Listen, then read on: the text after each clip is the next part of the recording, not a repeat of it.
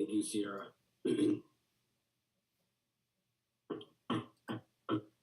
Welcome, Douglas County, to the June 21st, 2022 work session of the Douglas County Board of Commissioners. My name is Kelly Robinson, and I'm sitting in on behalf of Madam Chair to facilitate this meeting only as she is out of the country.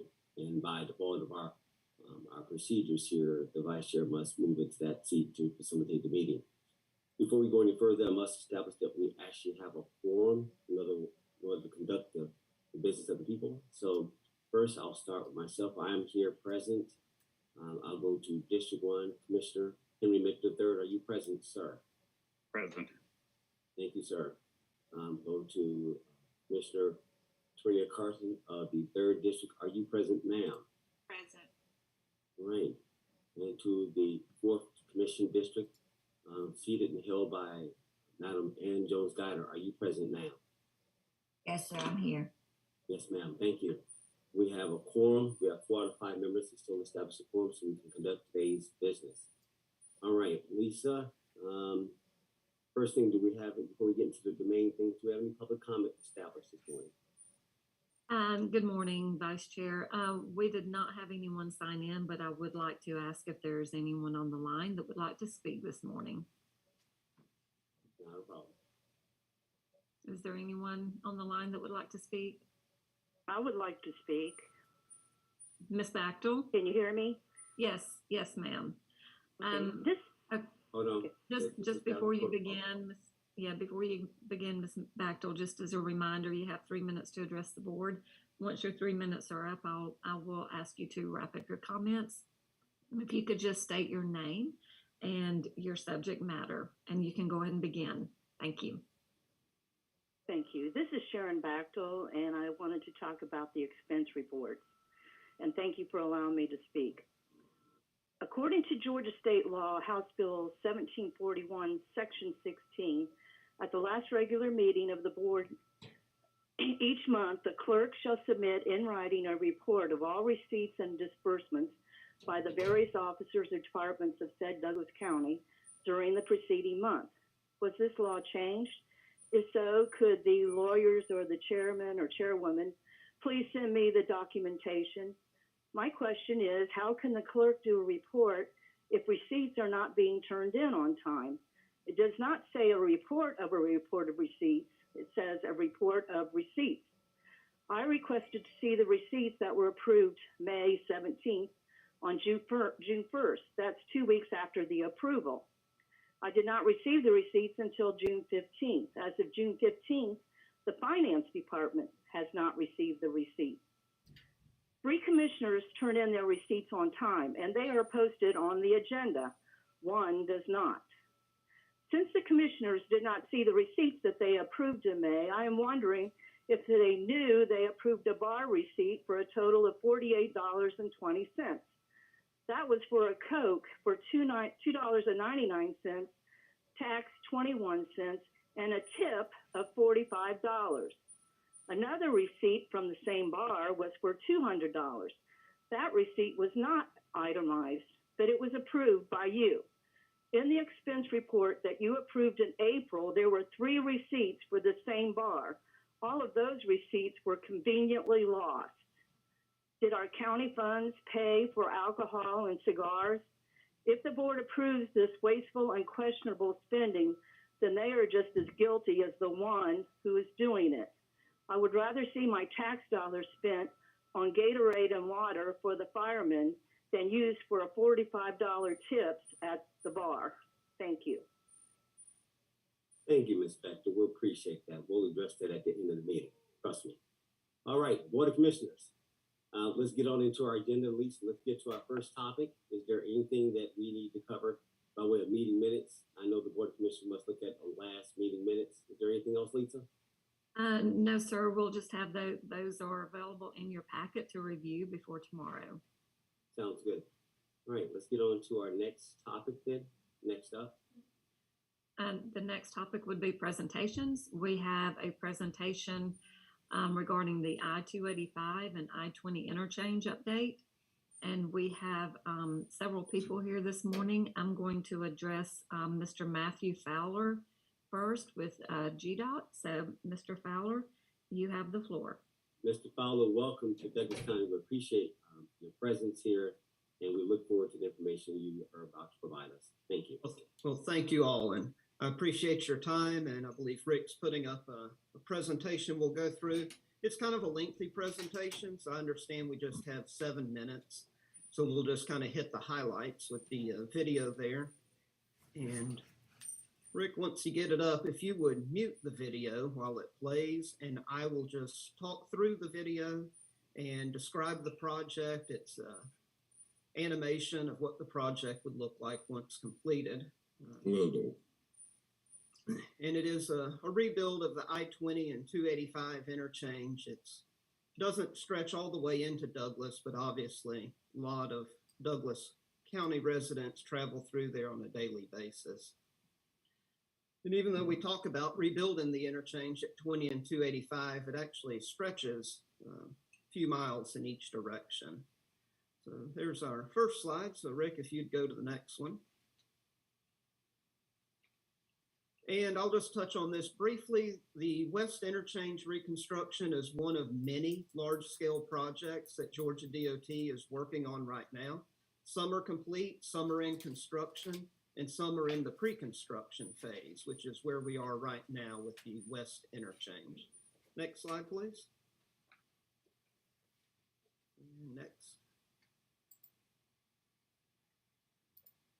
And I believe next one more, yeah.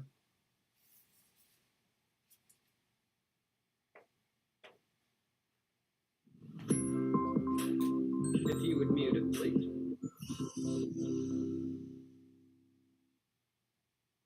Thank you.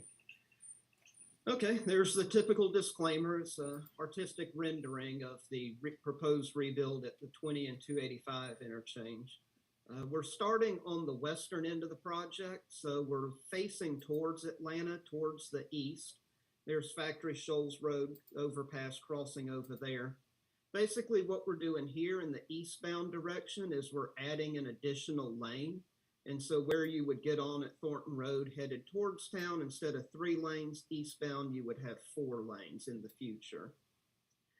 And in the opposite direction, we have a series of lane widenings headed out towards leaving town, going westbound, and those lanes drop at various interchanges along there. Coming up here, we have Six Flags on the right. And you'll notice we have 4 lanes eastbound, and it looks like 5 or 6 lanes westbound through here.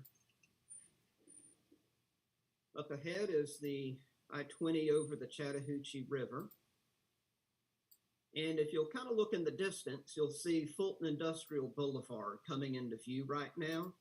If you'll note there, we have a lot of lanes coming in the westbound direction. We are constructing a collector distributor roadway in the westbound direction. And what that'll do is it handles the entering and exiting traffic and separates it from the main line of I-20 westbound. So all of the cars today that enter directly into I-20 would instead be entering into this parallel freeway, which we call a collector distributor roadway. And then they rejoin I-20 just beyond west of Fulton Industrial. And those are the lighter shaded lanes on the left. There we're crossing over MLK, and we're coming up to the 285-20 interchange kind of in the distance there. So you'll notice we have a lot of flyovers. So the most congested movements, as I'm sure all of you know, is the eastbound 20 east to 285 north movement. That's that 1 lane, really tight loop ramp that backs up routinely. And we're replacing it with a flyover. So picture what we have kind of up at Spaghetti Junction at I-285 and I-85 into Cab. And then the reverse movement of I-285 south to I-20 west. You know, it's a 1 lane, really tight ramp, and with a grade issue that the trucks have problems going up. That ramp's being reconstructed also. It'll be a broader, more sweeping ramp, and it'll be 2 lanes. And then you'll also notice a lot of flyovers in other locations as well. Today we have 3 left-hand exits and 1 left-hand entrance, and all of those will be relocated to the right. So there will be no left-hand movements anymore. And all of the ramps are being reconstructed with broader, more sweeping ramps to handle the traffic flow for projected today. Mute your phone. Sorry, sir. Go ahead. I got it. Yeah, thank you. Thank you. And then here we're looking on I-20 sort of back towards town. So just out of shot is Hamilton E. Holmes Boulevard down there where the MARTA station is. Here we are on I-285 and we're looking northbound from Boulder Park, and MLK is just kind of up ahead. Adamsville is to the left. And then if you drove several miles to the right, you'd be back in West End. And you can notice here, we also, remove the left-hand ramps and relocate all of those to the right. We have some widenings also in addition to those ramps that continue from MLK all the way up to Donald E. Hollowell, US 78. And you see the ramps coming in from I-20 right there as we approach towards Donald E. Hollowell. And all of our widening stops there at Donald E. Hollowell.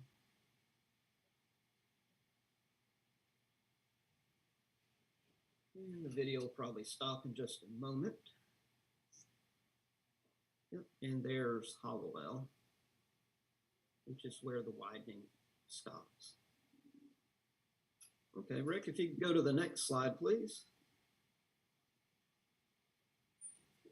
Guys, I'll bring it back up.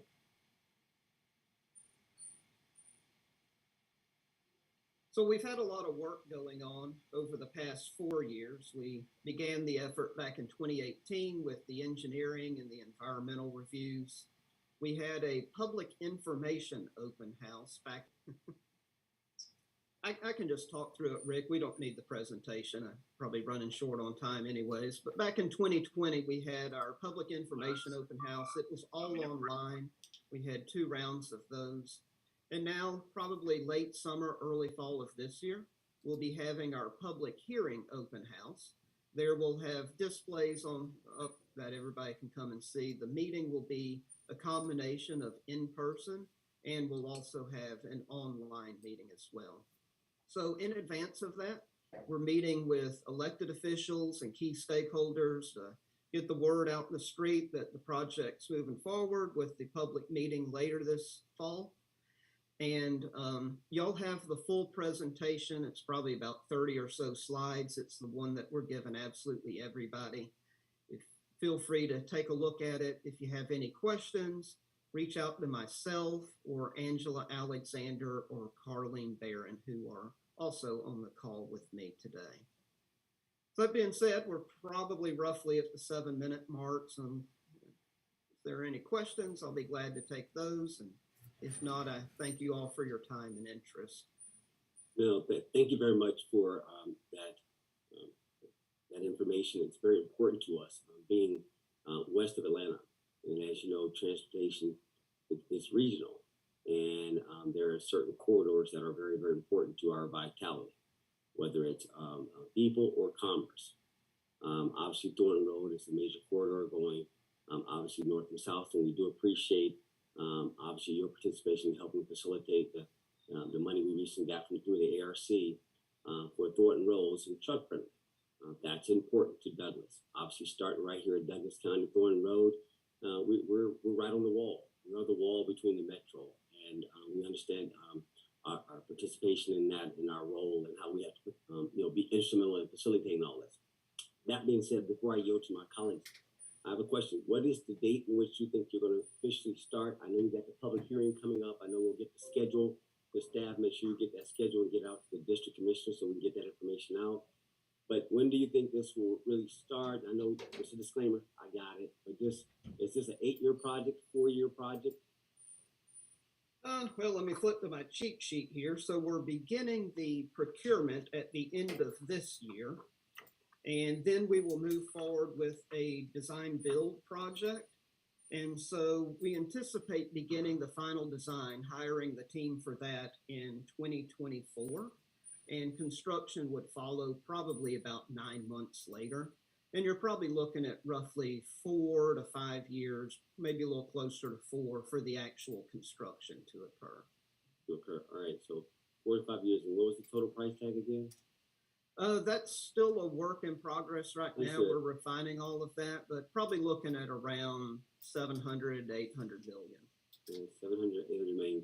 And my last question before I yield to my peers is, I think it was a year ago or 2 years ago, we did have public input. We had a presentation at one of my doing business with Douglas. It was about minority participation, disadvantaged business enterprises. Is that important to this project to ensure that there's inclusion involved in almost $1 billion worth of spend? Do you know? Yes, it is. And we will have DBE, disadvantaged business enterprise goals set for the project. It'll follow the process of identifying those targets that all of the GDOT projects do following the federal aid highway program requirements. Thank you very much for that. To my fellow peers, anybody have any questions? Commissioner Robinson? Yes, Mr. Carter from 3rd District, you have the floor. Thank you. Good morning, Mr. Fallon. Thank you for the presentation.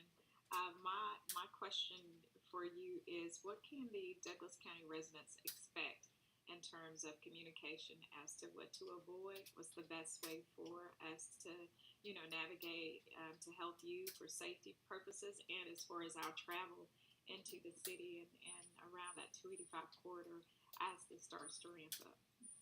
Yeah, we will have a requirement of the design build team is they'll have to have communication staff involved, and they'll work closely with the GDOT staff and come up with messaging plans for all of the local governments and residents in the area, and we'll send out notices as needed. They'll also be available to meet with interested parties. It's common for them to meet with business associations, homeowners associations, and local governments. The exact details are to be determined, but we will have a communications team assigned to the project, and they'll be sending out, newsletters and notices of upcoming major activities when the work's underway. For that, my last question before I yield the floor is, you stated that you would be having input meetings from the citizens regarding this project. What exactly are you looking for in terms of those meetings? What is it that you would like to hear regarding this project from the citizens when you invite them out? Any general questions or concerns that they might have. And so it'll be, kind of what you picture with a Georgia DOT public meeting. We'll have roll plots, which will show the proposed improvements. We have a lot of questions as far as, what is the exact scope of the project and things of that nature. If there are things of interest to the local population, that'd be good to know as well.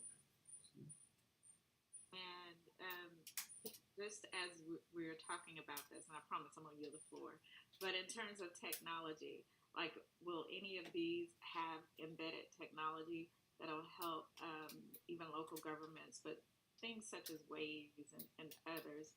Will you be incorporating that into this new build design? Any technologies that we can look forward to, especially when, communicating with our cars, anything like that regarding this project? So nothing as far as, infrastructure to vehicle communications. However, everything will be tied into what Georgia DOT calls our navigator system. It's our information transportation system. It's what runs all of the message signs and sends out notices and travel speeds and all of those things. So the entire project will be connected into our navigator system. If you ever see the signs that say, call 511 to report something or inquire about travel conditions, that's part of that system as well. And I know that that information is also shared with other providers such as Waze. Thank you so much for that. I yield the floor, Commissioner Robinson. Thank you. Thank you for the questions. Just one, Vice Chair. Commissioner Mitchell from the 1st Yes. District, you have the floor, sir. Just one. So your input that you're looking for from citizens is not the input of basic or asking for any kind of change, or their input is going to be minimal or minimize just the mere fact of here's what you're presenting as to what we can expect, or are we looking for them to add input about any potential change or what they would like to see or not see or all that good stuff? Well, we're certainly interested in all of the input that we would receive. I think it would probably depend on, the order of magnitude that somebody might request. So it's kind of hard for me to speculate as to how we might be able to respond to that input. But If I might just add real quick, this is Carlene Barron, and working with Matthew on the public outreach. We have been, just to be sure everybody is aware, we've been in the corridor for the last maybe a year and a half, going out and talking to local businesses. We've reached out to all NPUs within the corridor in the Fulton County area. We've reached out to businesses along the corridor, all along I-20. And so we are getting quite a bit of feedback regarding just people. Mostly we're hearing, when is it coming in? How quickly is it coming? Because they realize the benefit that it will bring to the region. So we have been, just wanted commissioners to know that we have been reaching out to local communities, and our public hearing that's coming up, it will be the opportunity to comment on the environmental assessment. And so the environmental document will be presented at that public hearing later this year. So lots of opportunities, and we're looking for, as Matthew said, across the gamut input on the project. Thank you. I appreciate that.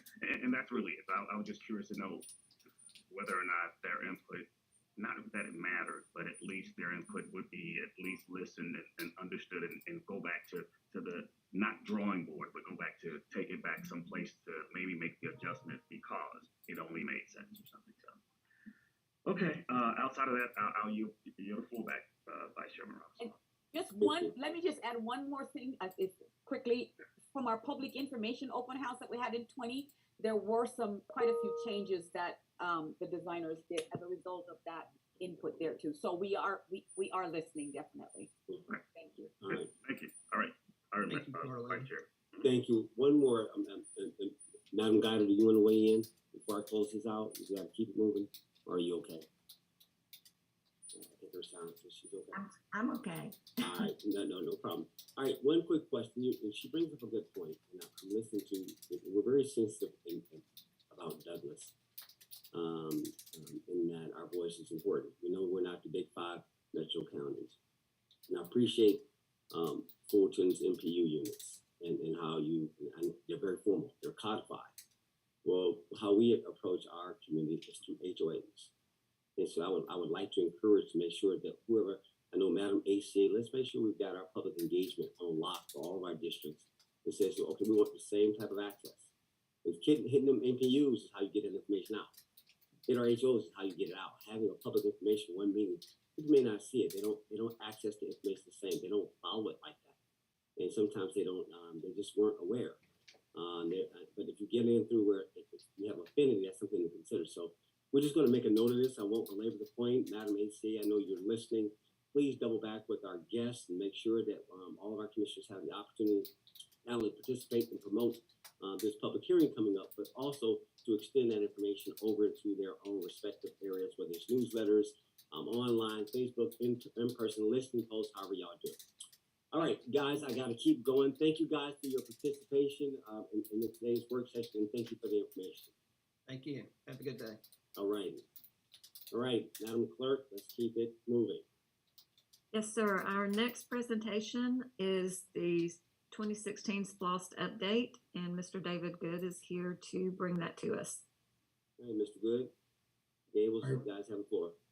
All right, thank you very much, Lisa. Thank you very much, Vice Chair, Board of Commissioners, stakeholders, citizens, and business owners. This is David Good, and I'm bringing you the SPLOST update for April revenues and work through May. Next slide, Rick. Right now, this is the agenda. Fire EMS makes up 32% of this SPLOST. Transportation makes up 51%, and Parks and Rec Parks project activities make up 17%. Next slide, please, Rick. And the finances is continue remaining strong. April revenues is 2,932,995. That's about 834,500 above the original projections. Through the full amount of SPLOST from April 2017 till April 2022, the amount is 141,623,764.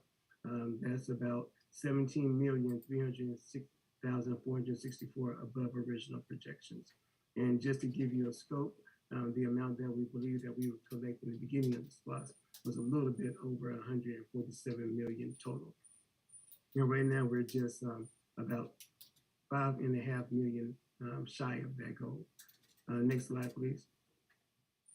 This is actually the full on for the SPLOST. This is a sheet showing from May of 2021 until April of 2022. And that amount is about a little bit over $2.8 million average. That solid green line at the bottom shows the original projection, and then the chart above it shows where that's vastly over. Our lowest amount was 2.6 million. Our highest was 3.2 million, 3.25 million. Next slide, please. Now we're going into the May projects. Again, with fire, this represents 32% of the SPLOST. The purchase order and notice to proceed issued to Osprey Management for the renovations of fire station number 4 is out. Design phase and permitting phase is underway. For fire station number 9, we increased the budget.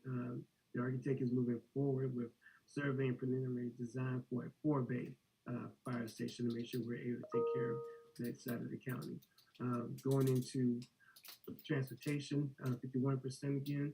The project has been advertised for construction for Stewart Mill Road and Reynolds Road. The bids were received on June 15th and is currently under review. And this was one of our original projects that we're finally being able to get off the ground and going forward. Next slide, please. Continuing with transportation, we have the Lee Road widening.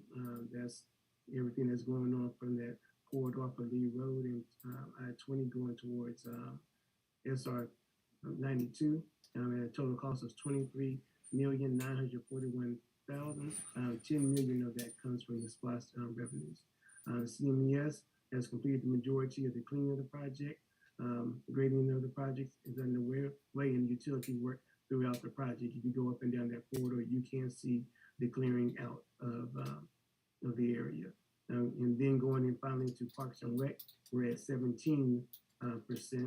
Bill Up and Fairplay Park fence, dugout renovations. The project budget is $850,000, but because of the cost of everything going up, the recommendation from the Parks Oversight Committee to approve the low bid from integrated construction is for $1,547,469. Next slide, please. Now we're going into the vendors. We have 145 total vendors. 54 of those are right here in Douglas County. Another 43 is right outside the county, and the rest are either further out into Douglas County or into another state. We have a total of 91 projects. 33 of those are active. The other 58 are completed projects. Next slide, please. Right now, that constitutes 67% of the SPLOST are with local vendors, which is again Douglas County and those that are right outside of Douglas County. And we are continuing to seek business relationships with local vendors, entrepreneurs, contractors, and corporations to increase the local participation. And we do a lot of that through the local chamber. Next slide, please. Again, this is a chart showing where we are as far as on the finances side of it. Douglas County, the vendors here in Douglas County are getting about $13 million from the SPLOST. Those within 30 miles, they get about $25.3 million. And then the total of those two areas together is $38.3 million, which is about 58% of the SPLOST project funds. So 58% of the SPLOST project funds are going to the local vendors. Next slide, please.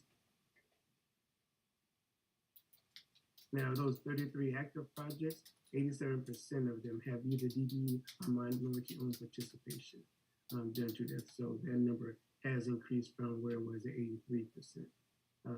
Next slide, and I believe that's it. And with that, I'll take any questions.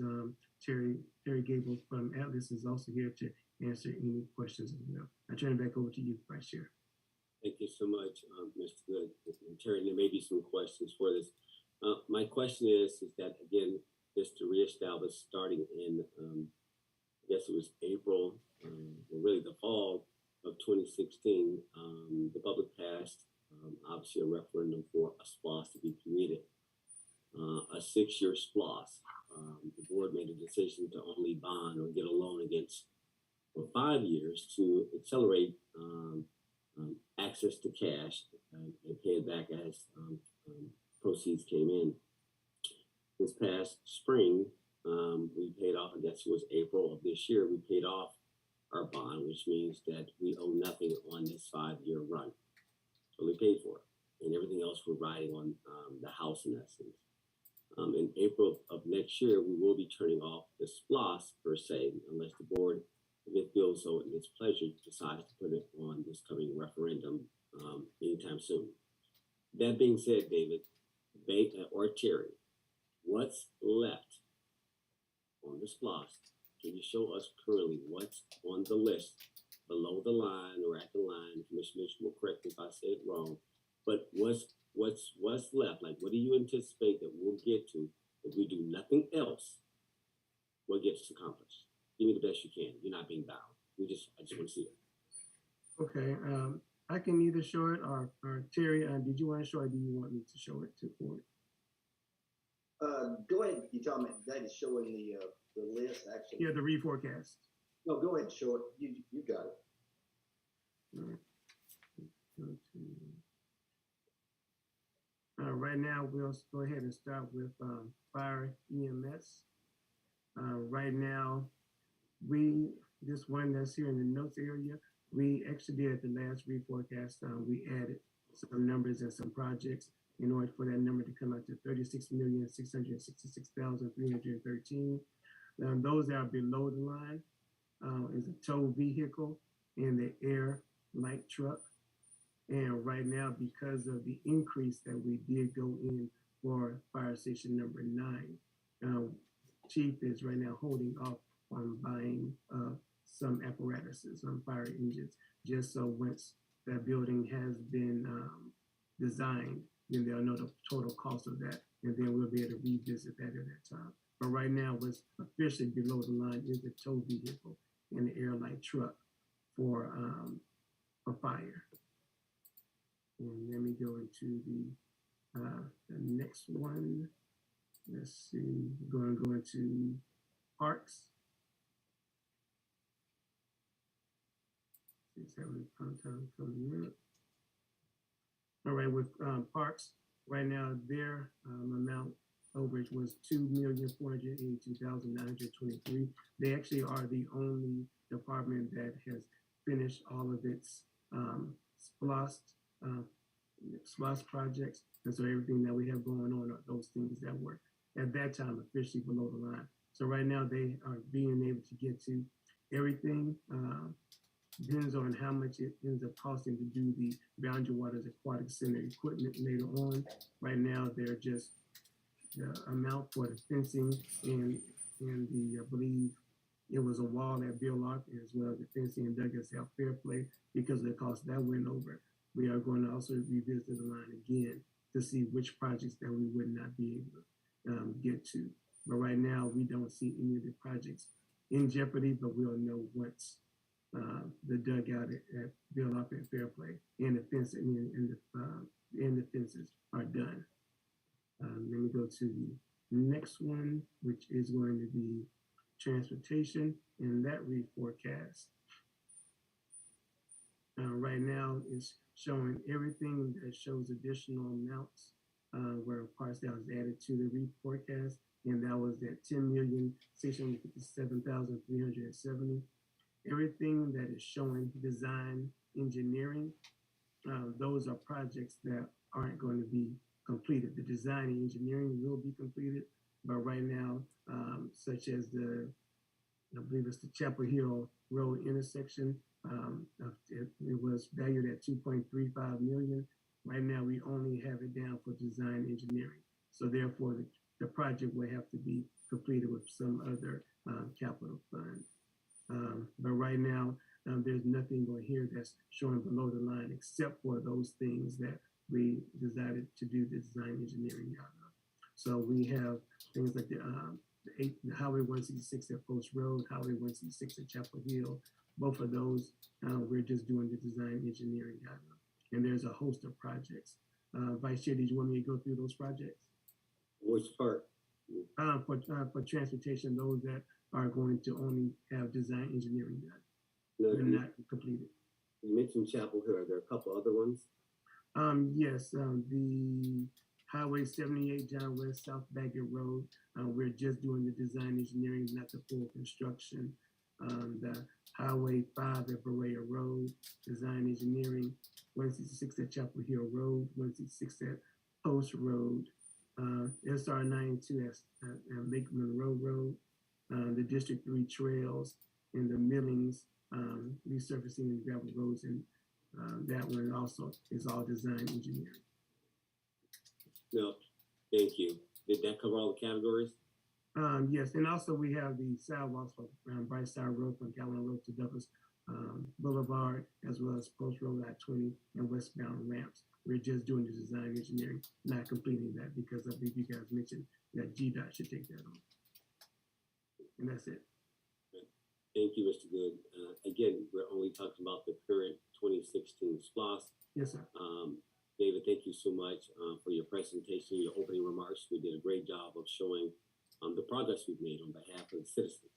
We've shown the faithfulness. We bear fruit on our efforts. These projects have run very smoothly. And so thank you for that update. To my peers, is there anything else you would like to talk about the current SPLOST? Because the next part of our conversation is, do we continue? So I'll pause right now for any of you. Want to weigh in? You got questions of David or Terry regarding a project that's important to you in your district? Please let me know. Yes, sir.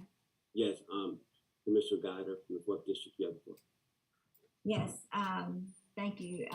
David, since reforecast, how much additional funds have we collected? I believe right now we're at the pay-go, and Roslyn, correct me if I'm wrong, we're at 37 million in pay-go money.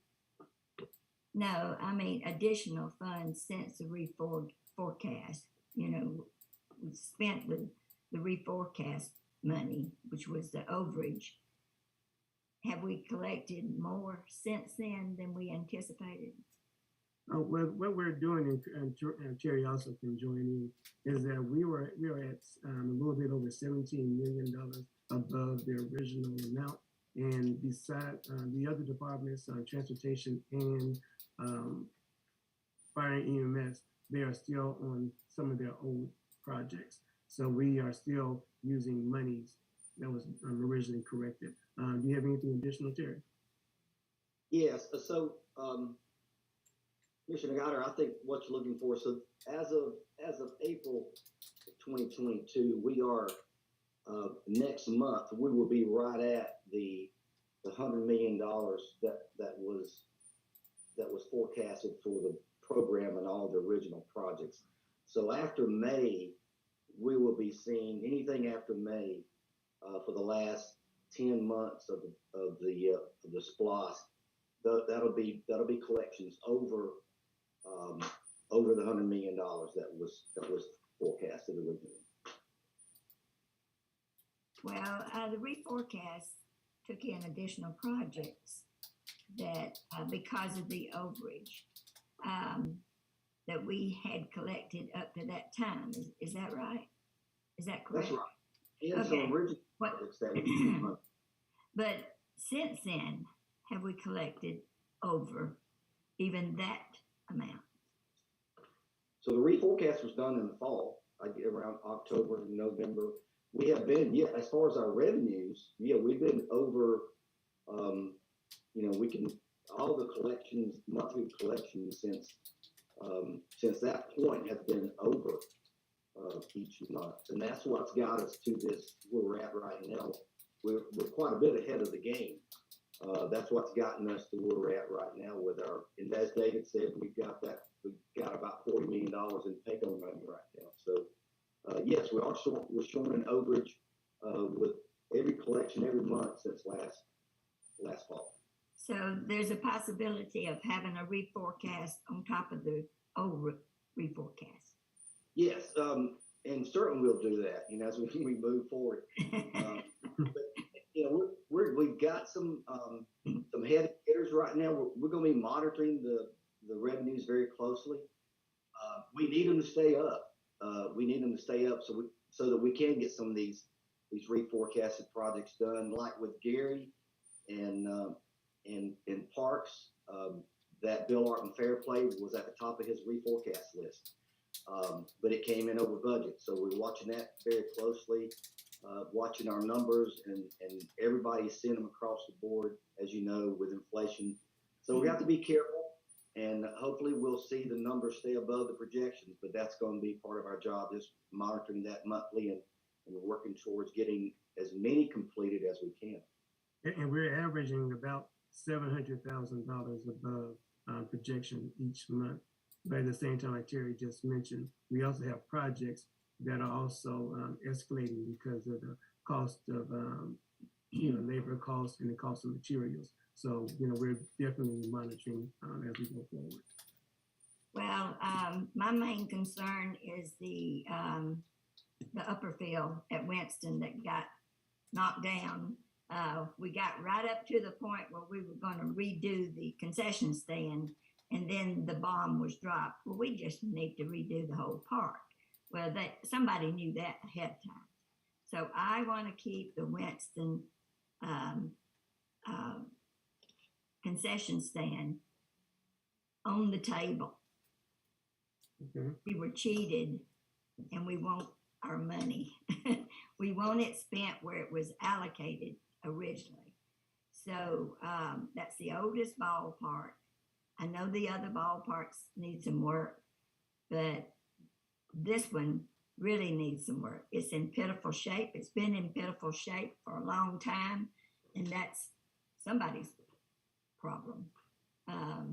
It all comes down to maintenance. If we're going to build new parks, we need to make sure we're maintaining the old ones.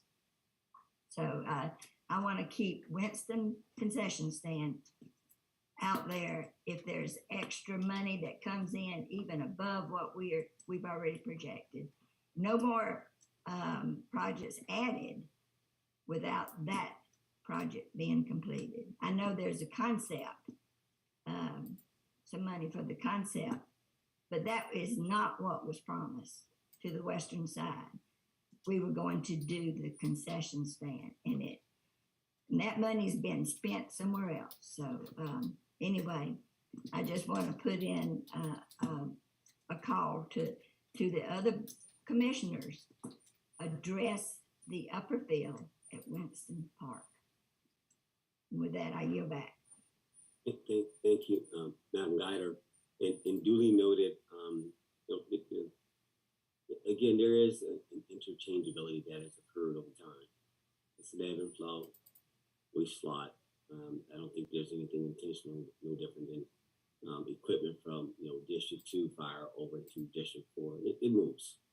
And again, you have a committee structure, and you guys are making guidance, which I have nothing to do with any of these. I'm just sort of listening. But I duly noted, guys, make sure you acknowledge her point. Not to isolate what that priority will be, but you got to acknowledge her voice that's important to her. So, the communities will do what they do. I want to make one point though. Is David, you said no, it was Terry. You said we did 100 million. That we reached our 100 million, and the SPLOST was forecast to do what, 145, 160 overall. 147. I don't want to hear upper end. That's too much. I think it's about 140. I'm making a point here, so the math doesn't catch you. Is now the city got how much? This is important. The cities, I believe, correct me if I'm wrong, Terry, but I believe it was somewhere around 27.26% of the overall SPLOST. I don't have the exact number for them. That's correct, David. Right. So I'm making. So we'll say we bonded 70 million out today. The board did, which included the cities. Look, this SPOS is based on the credit of the county. We have carried this. This is important. We gave capacity to our cities to allow them to do geo bonds and everything else that they do. They didn't have to carry the heavy lifting. Do not discount that 177 rate that we got when we went to New York, that when we recalibrated our financial position. And the public trusted us after that 2009 SPOS, which the cities got nothing. I'm going to remind you when we start getting into this conversation about when we talk about spending. You're going to see some real disparities. And I think there's some corrective action that can be done. But I want to make sure, again, to the citizens of Douglas County who passed that referendum, I want to say thank you. And these meetings, David and Terry, you guys have done an excellent job of public communications, engagement, showing these numbers, that the numbers don't lie. We've got a lot of work done. And I agree with Madam Dyer regarding state of good repair. Duly noted. We've never been disciplined. I'm glad to hear this. I'm with you 100. That means everything. Not just parks. It's everything. It's transportation. So if we're going to do state of good repair, we're going to maintain this county versus building new. Sounds good to me. That keeps discipline. And so that means a policy that will make sure that this gets done. But I just want to make that point. Guys, anything else on this? Mr. Carthen, Commissioner Mitchell, before we get into the next topic. Y'all good for now? All right. Take that as silent. All right. So let's move on. Thank you, Terry. Thank you, David. Can we go into the next topic? Let's keep our meeting going. Lisa? Yes, sir. Next topic is the SPLOS 2022 discussion. All right. So this is a continuity of what we know ultimately we're going to speak to. Is Deputy out there? Deputy yes, I'm here. I'm here, Vice Chair. All right, Good morning to you. Good morning to the Board of Commissioners, to the staff and citizens of Douglas County. Vice Chair, great conversation, great segue, David and Terry, into this current conversation that we want to have. As you all know, SPOS has been a fixture in Douglas County for decades, and as you heard from David's report, it's provided funding for a variety of projects, transportation, fire and EMS, parks and rec, and it's allowed Douglas County to move forward much more rapidly than we would without it. So this current SPLOS, as you mentioned, Vice Chair, will be ending in April of 2023, and we'll be asking the residents to hopefully renew the county SPLOS for another 6 years. Staff is on hand to have some general conversation regarding a possible SPLOS for 2022. I have County Attorney Michael Coleman, Interim Finance Director Rosalind Miller, David Good, and Terry are still on hand as well to help facilitate this conversation to see if we want to move forward with a new SPLOS. And with that, Vice Chair, I hand the conversation back to you, and we're on hand to move this thing forward. No problem. Thank you so much, Mr. Deputy.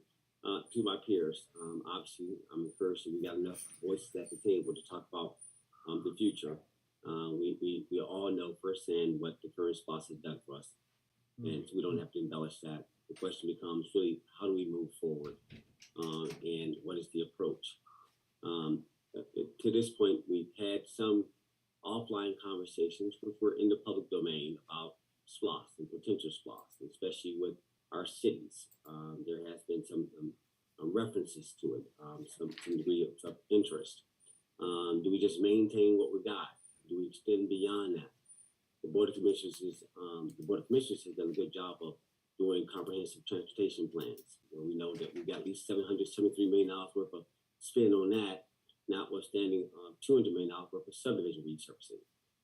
You've got all types of facilities that we know that we now need to take care of, either expanding or new ones. And so the list, as they say, the list is long. And it just simply comes down to the will of the board and your pleasure and your priorities. So this conversation is strictly about categories, though. It is not designed to get into the project list. You guys who have been here, at least 3 of us have been here before this, just about categories and potentially a percentage of that. I'm asking David Good, who obviously we have obviously commissioned him along the way to keep up with all of our comments along the way when we talked about SPLOS, and that's because he was sort of him and Terry were overseeing that. So David, what I'd like you to do is bring up a slide if you can help facilitate the current SPLOS and some considerations that have been heard over time. Board, this does not bind us, and you guys know this, but I want you to weigh in, please.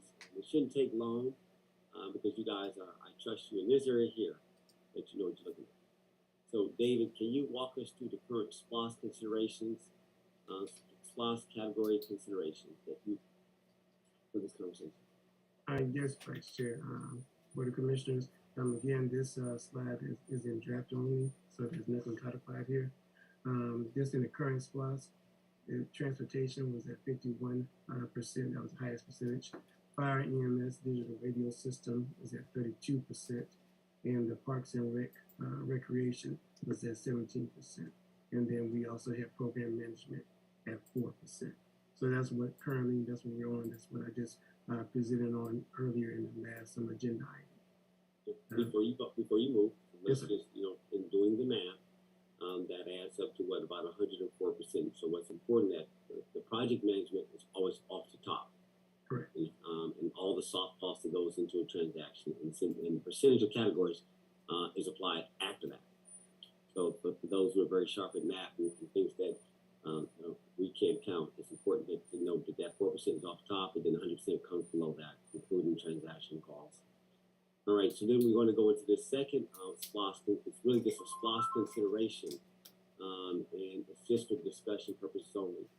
I want to caveat that we've acknowledged that the 2009 SPLOS was really about the sheriff's office, that jail, and they consumed a single source item, and they took everything. And it is what it is. And so that's water under bridge or spilt milk, as Commissioner Mitchell would say. And so we went into 16, where we swung the other way with a focus strictly primarily on what? Fire and EMS. They both are important. But look at the appropriations. Right, so now in this third round, the question becomes, okay, how will you do this? We believe that, based on conversations we've had in times past, that the fire EMS was too restrictive. It didn't allow us to get to some of the things that the sheriff might have needed. Right? Like paying for a little bit more cars along the way. It's neither here nor there. It's not an evil versus good. It was just a policy position at that time. We swung from one side to the other. So one of the considerations that had been made was, okay, it should be called just public safety in general, like our committee structure that we created earlier that encompasses fire, EMS, law enforcement, coroner, code enforcement, and whatever else, animal control, all those things that you think would be the general public safety, not just the sheriff. But I want to pause there and ask you guys to weigh in on the second category list of this SPLOS only 2022. Is there a different framing on categories? And I'd like to know a percentage. How would y'all like to spread this percentage up? And David and or the clerks, they will capture what you guys say. We need to just come up with a blended rate. We don't have to go long. Again, we've got time to come back to this. We've got a long meeting, but this is important because we're running out of time. In that to make a decision, we got probably up until around July 5th. And I know Milton and Director Kidd and or Michael Coleman at the end of this conversation will come back with the official legal and electoral things that we have to make. So let's have our conversation first, and then they'll overlay. So I yield to the floor, guys. Y'all want to weigh in? Vice Chair, Yes, please. could Now, you have the floor. Yes. I just want to ask David Good if he could make this chart smaller. I've got my glasses on, still can't read it. Can you blow it up, David? Is that better? Let's see. Well, it needs to go. It doesn't look like it's a PowerPoint, so I don't know if you can or not. Well, it might be. I don't know. And then multitask. Is that better?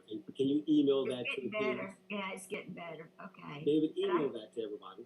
Okay, I will. And I couldn't read the chart before that either, so. We'll come back to you. You'll okay now. We'll make sure it's okay. Does this work? Yes, it's better, but it's, Right, so is there any questions that y'all have? Thoughts? well, do I still have the floor? Yes, you do. You can wait? Yes, please.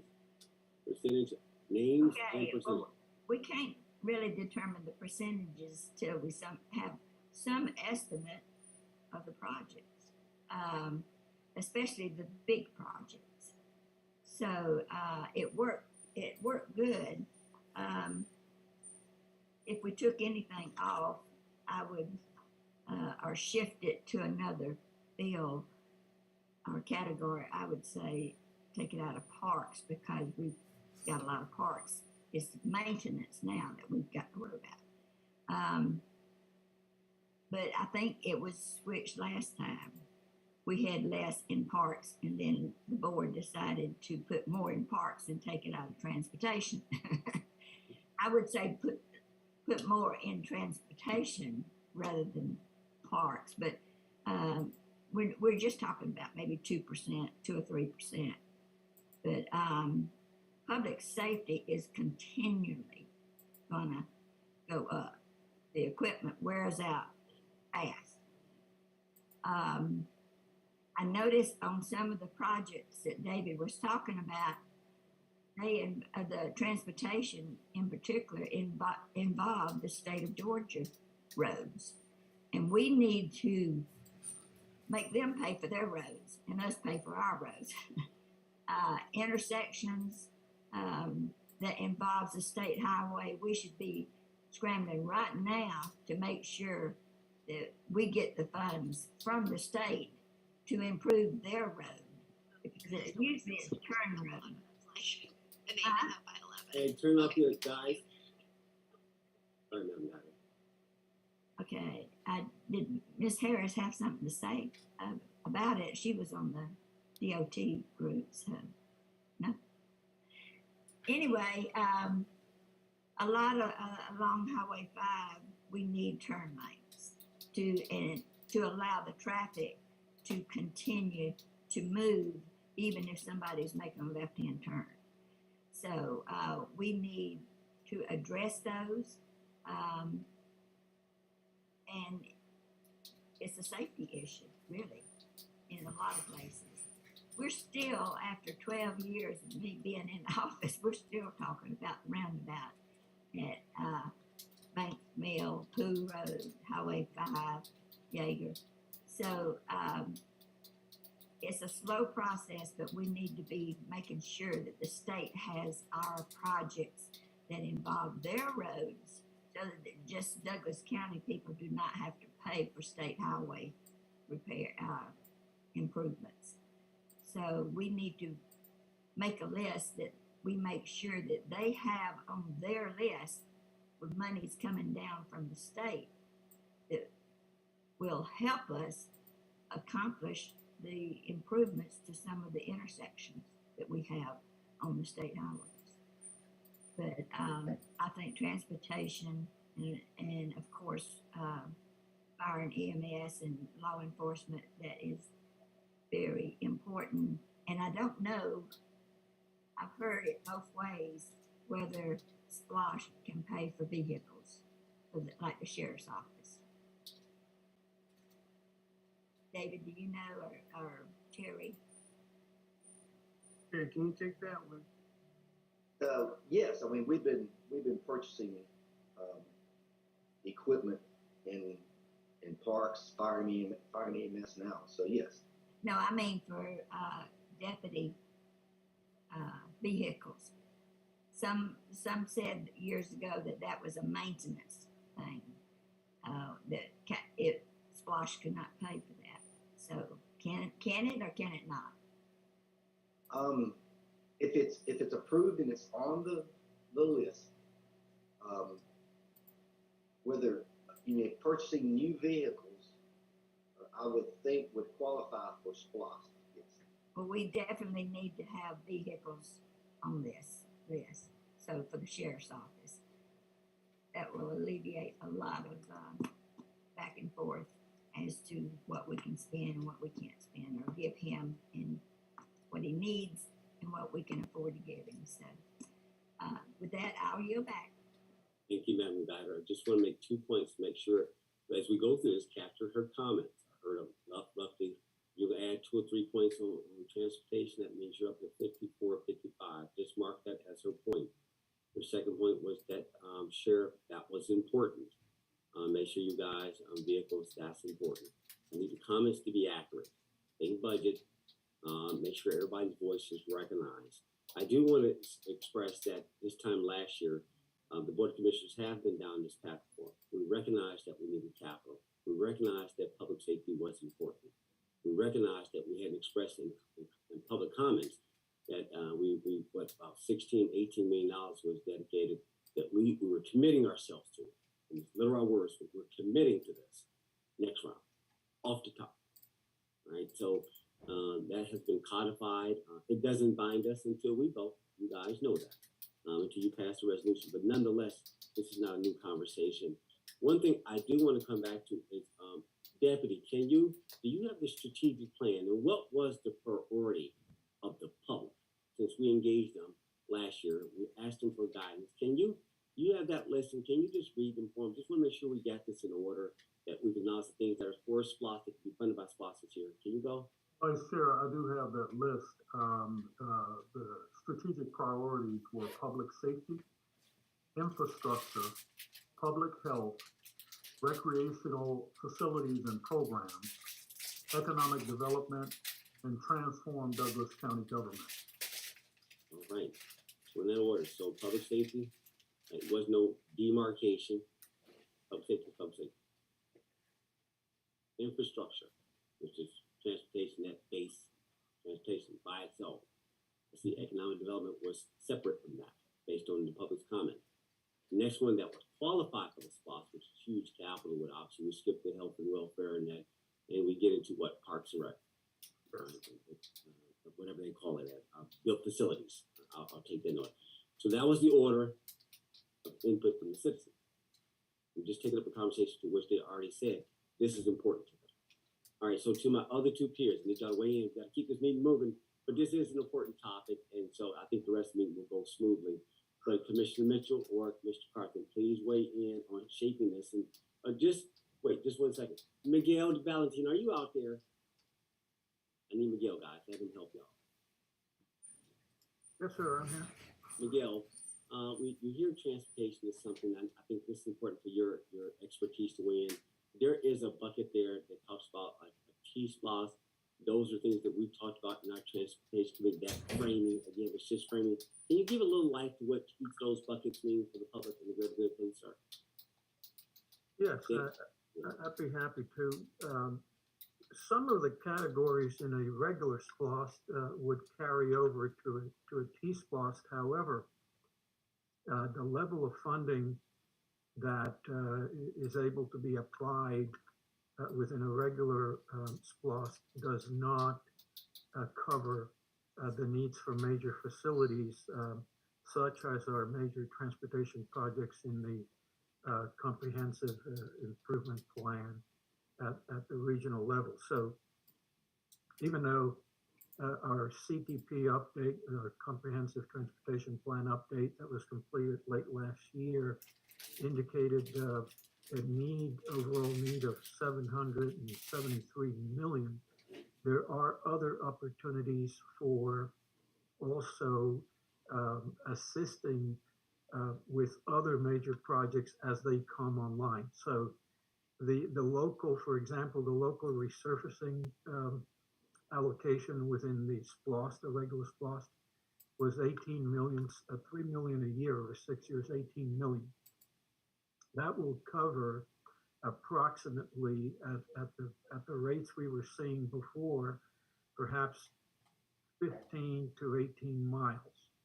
At the rates of inflation now, we probably would see something in the neighborhood of 8 to 10 miles. So obviously the resurfacing component If we continue the allocation in a regular SPLOST, it would be substantially below what the goal and the need is.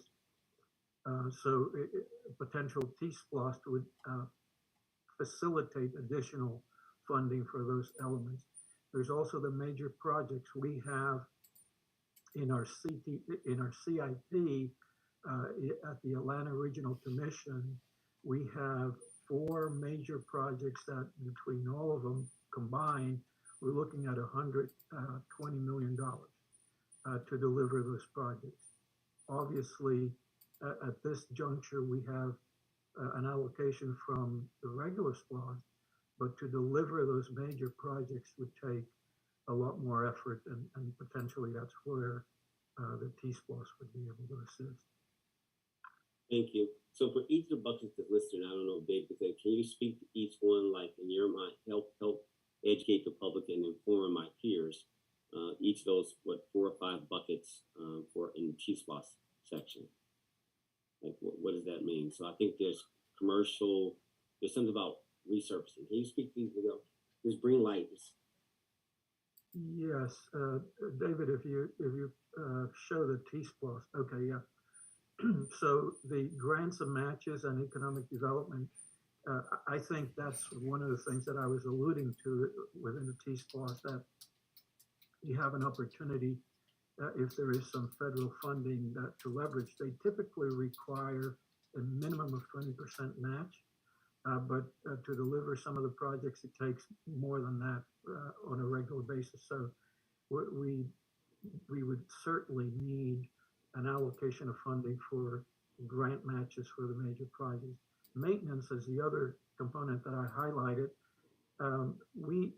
If we were to address the needs for resurfacing and maintenance, and resurfacing is sort of a catch-all tag, because typically it's understood that before you put a surface on a road, it's understood that you have to do some maintenance below to the existing pavement. So those elements under the category of resurfacing, again, an allocation on a regular SPLOST was about perhaps 18 million over 6 years. We would need to double that at least. I would say probably a 5 million per year allocation for resurfacing within a T-SPLOST, and that would get us to a point where the county could cycle through all of the county roads and do the resurfacing and maintenance that's needed over a 20-year period. So that's what we would be looking at there. The operational improvements and safety, those are the additional traffic lanes that are needed, turn lanes at intersections. That would be intersections that need to be signalized. It would potentially be roundabouts at different locations. One of the things that we have to look at in terms of what is the best remedy for an issue or an improvement that would be needed at an intersection is whether a signal is what is needed, or whether a roundabout could be one that would serve the need better. So we have to go through the analysis to determine what is needed. So traffic signals, additional lanes, technology. There is an opportunity to upgrade the ability for signals to communicate information to vehicles. Now, one of the commissioners, I forget exactly who mentioned this, but it's been talked about before. It takes a long time to get transportation projects to fruition. However, you got to start the planning process early on to incorporate the things that are needed. And so, for example, as it relates to communication technology, the ability to preempt signals for emergency vehicles, the ability to program and adjust the signal timing to deal with the current traffic loads. All of those things go under operational improvements. In terms of overall maintenance, you've got bridge maintenance that needs to be addressed. Now, one of the things that I think Commissioner Guider mentioned, that the state ought to pay for state route improvements and the like. and that is very true. And we do lean on them, and they do have quite a number of our projects on their roster. But there are things like bridges, for example. Any replacement of a bridge typically would fall on the DOT, whether it is on a state route or not. So they do handle bridge maintenance on a major scale. Now, there are maintenance items within a bridge that for local bridges, the county is responsible for. So every 2 years, there is an assessment, an inspection done, and a list of needs of improvements compiled by the Georgia DOT, and those reports are transmitted to the county. That is some maintenance that we have to do. So there is a maintenance component that has to be absorbed by the county level, and the major other maintenance and improvements of bridges is at the state level. So all in all, I think I've kind of gone through all the different categories. Now, as it relates to the major projects, they're just very expensive, but they are a need that facilitates those things. And frankly, I heard the economic development component earlier on one of the other slides, and I would submit that these major components of transportation are an economic development engine, so to speak. So they go hand in hand. I don't see them necessarily as a separate item per se.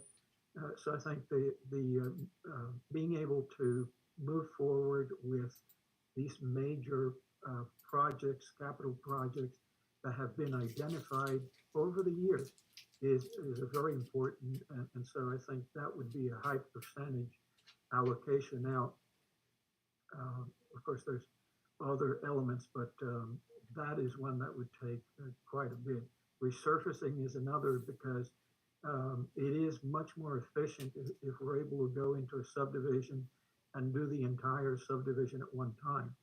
We've over the years have been able to go in and do a number of the roads, but not all, and so we constantly have to double back.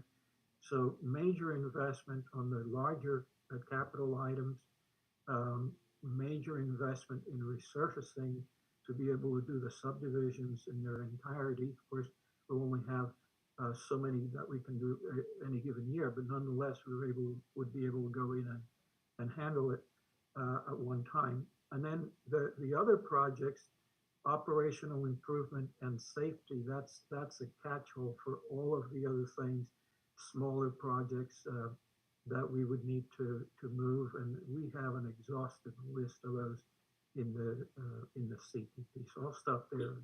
Yep. No, well done, Miguel. You hit it twice, and I think you drove home the point that we need to be informed and educated on this. Again, the list is long, and we're not going to be able to, if we haven't, as a county, shown the discipline to maintain over time, this administration can't make it up in one term. You can't get there. It simply is going to come down to the wisdom of the 4 or 5 of us to say, okay, guys, for what it's for today, and we get at this thing in a moderate sense, and we move forward. So let me just swing to my other 2 peers who haven't weighed in. I want you to make sure you had that fullness as well. We're only talking about the 2022 SPLOST only. I'm not pushing the T-SPLOST conversation yet, unless you believe that it should be extended further. Please weigh in, Mr. Carter. Percentages or category names seem to be pretty framed. The question is, what percentage will be your allocation? Mr. Robinson, I can. Yes. Yeah, you got the floor. You got it. Yeah. Commissioner Guido wants to weigh in, so I'll let her. Yeah, I think she wants to finish what she was. I thought she yielded the floor, so I swung it. So. Yeah, but you gave Miguel a chance, so she wants to go ahead. Go I ahead. know, but I want to do it this way now. Okay. All right. So if you don't want to yield, then I'll yield back. In essence, you had the floor. Madam Guyer, do I hear you wanting the floor? I just want to ask one question to Miguel. Sure, you have the floor. Okay, thank you, and I didn't mean to interrupt the process, but Miguel, you brought up the question about the bridges and everything. I didn't understand. We had a $8 million allocation for the Post Road Bridge in the last splosh, only to find out immediately after the vote that the state was going to pay for it. Now, that's we're not communicating with the state well. That's why I say we need to have a list of projects to submit to them that they will help pay for. But for $8 million, I don't know where the $8 million went, but it didn't go to the District 4 area. But how can that happen? That they had it on their list and we didn't know about it and we included it in our splosh. You weren't here. I know you weren't here. Okay. Right, but I'll try to address it in a generic fashion. It's a matter of timing sometimes, because there is a vast universe of projects that the DOT has on their books, including bridges in all the counties, in Douglas as well, obviously. They have a procedure for replacing bridges. They go on the basis of an assessment of the structural integrity of the bridge or the functional integrity of the bridge to be able to handle traffic volumes. And so we really, we do give them the list and we do have communications with them, but when they sit down and make a decision as to what is going to be on the list for this particular year, we're not at the table then. They make the decision based on their best assessment. So we, at the local level, and again, whether I was here or not, had I been here, I would have been hesitant to say this bridge is going to be on the next list because I'm not a voting member of that decision-making body. So I would say, conversely, any opportunity, and my recollection is that the allocation from SPLOST was $3 million for that bridge, is what I remember. Okay. But nonetheless, every opportunity where another agency such as GDOT can step in and handle a project on our behalf, I would take. And so it is a welcome opportunity, but it's, again, to answer your question, Commissioner, it's a matter of timing. Their list is not always published ahead of the time when we have to make a decision at the local. Okay, I don't want to, take up everybody's time, but if we could get together and let me give you the projects that need to be a joint venture in District 4, I'd appreciate it. Thank you. Absolutely. Now yield back. I'm sorry. Thank you. No problem. I'm just trying to be time check. I just want to keep us moving, guys. So to my other two peers, I want to keep us inclusive, focus on categories and percentages. It does not bind us, but we need guidance to give staff. So either one of you guys want to weigh in? So Commissioner Robinson? Yes, you have the floor. All right. So Director Valentine. Yes, Commissioner. How are you this morning? I'm doing well. How are you? I'm good. So my question basically revolves around the statement that you just made in regards to the need for transportation. So from what I hear, we would include transportation in the regular SPOS for the citizens to vote on. And then at some point, if not now, but close in the future, there would be a need for a T-SPOS. Is that what I somewhat hear you proposing, or at least asking us to consider? The way I would couch that, Commissioner, is that if you have a regular SPLOST only, then there is a set of priorities, and we have historically established that if we had additional funds, we would do many more things. And so that's the point that I would make, that the need has been identified, and if the revenue can be matched, at least to some extent, then there is so much more that could be done by way of transportation. The need is obviously there. On the maintenance side, has been pretty obvious to the citizens and to the commissioners. On the major project side, that's been very obvious to me because I know the cost of those projects and how little we have by way of an allocation to move them forward. So those are the elements that a T-SPLOS could address. Got you. And so if we were to have to give a percentage, it'll be kind of hard because we need to know the cost of the project. Even for this current SPLOS to continue it, we would have to know the cost of the projects. So I heard one commissioner say take it from Parks and Recs, which Parks and Rec already has such a small value, yet or percentage wise, yet the value of it is huge, and it is one of the three concerns of the citizens. It's one of the top three concerns. So this is one where I would say we need to make sure that we look at the projects and as a board identify the needs, so that then we can correctly do the percentages and then look at how we can incorporate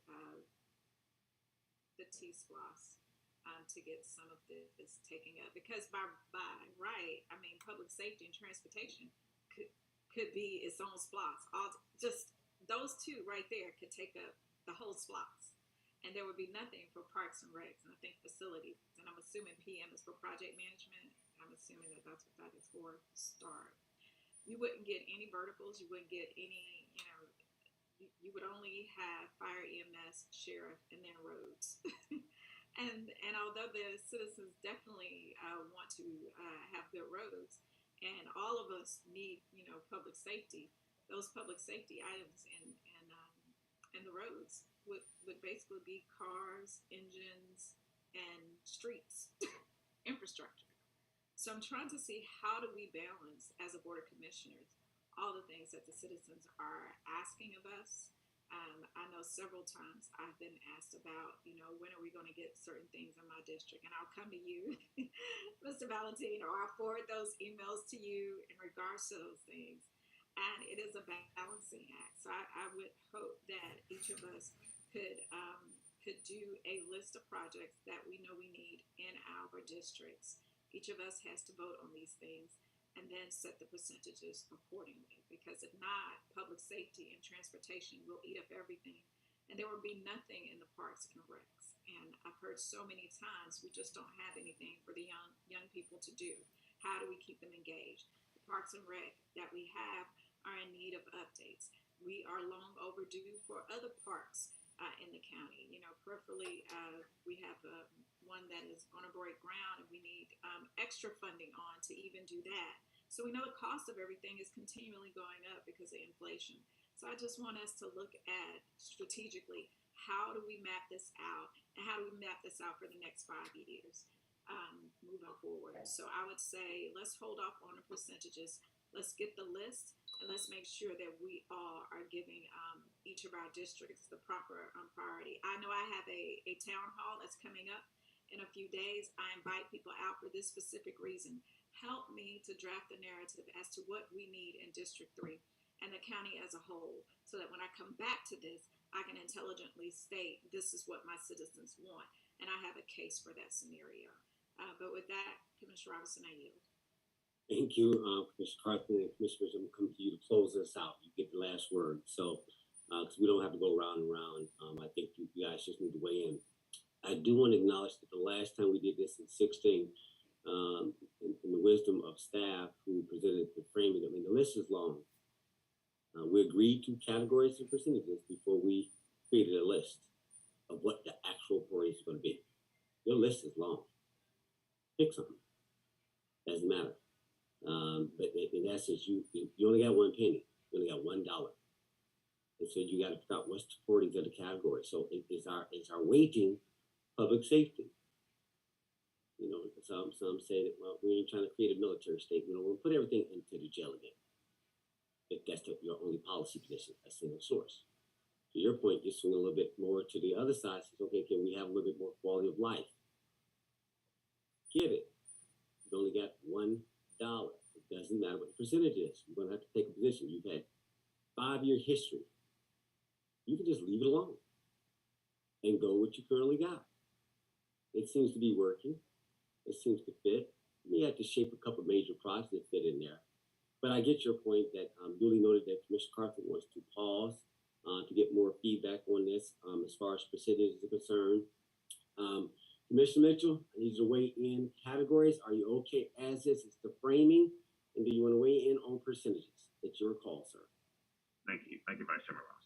So one thing we do know, the history shows from all the spots that we've had and prior that you'll never, ever get through the list that the citizens and those that would like to have on the list. As Fred Perry stated about the list from the citizens' requests, there's no way that we'll ever get to the list. So I think the categories we found, as the category stated, that we found that that's the way to go, to kind of, you work on the categories and then you work out of the categories on the list. So I suggest that we definitely stick to the categories. And I couldn't see myself making, just listening to the list, what Fred Perry just mentioned earlier. How is it that we would delete or exclude any portions of Parks and Rec, what I call quality of life, when that's at least, I think, from the list, what Fred stated was like at number 3 or somewhere like that. Yes, we do need public safety. We do need streets and roads. We do need those things, and they're extremely important. But we'll never get through the entirety of the list. If you think about it, as Commissioner Guider stated, that reduction of the Parks and Rec would be ideal for her. But do understand, we've already got on the list currently, on the SPLOST list, a potential new senior citizen center out west, because we kind of adhered and thought that her need was a true request, and that she said her citizens would like to have that out west. But if you start to dilute that request on the Parks and Rec, which it was tough, based on Commissioner Robinson and myself with the prior administration, to even get that percentage from 11% to 17%. But we need to reduce it.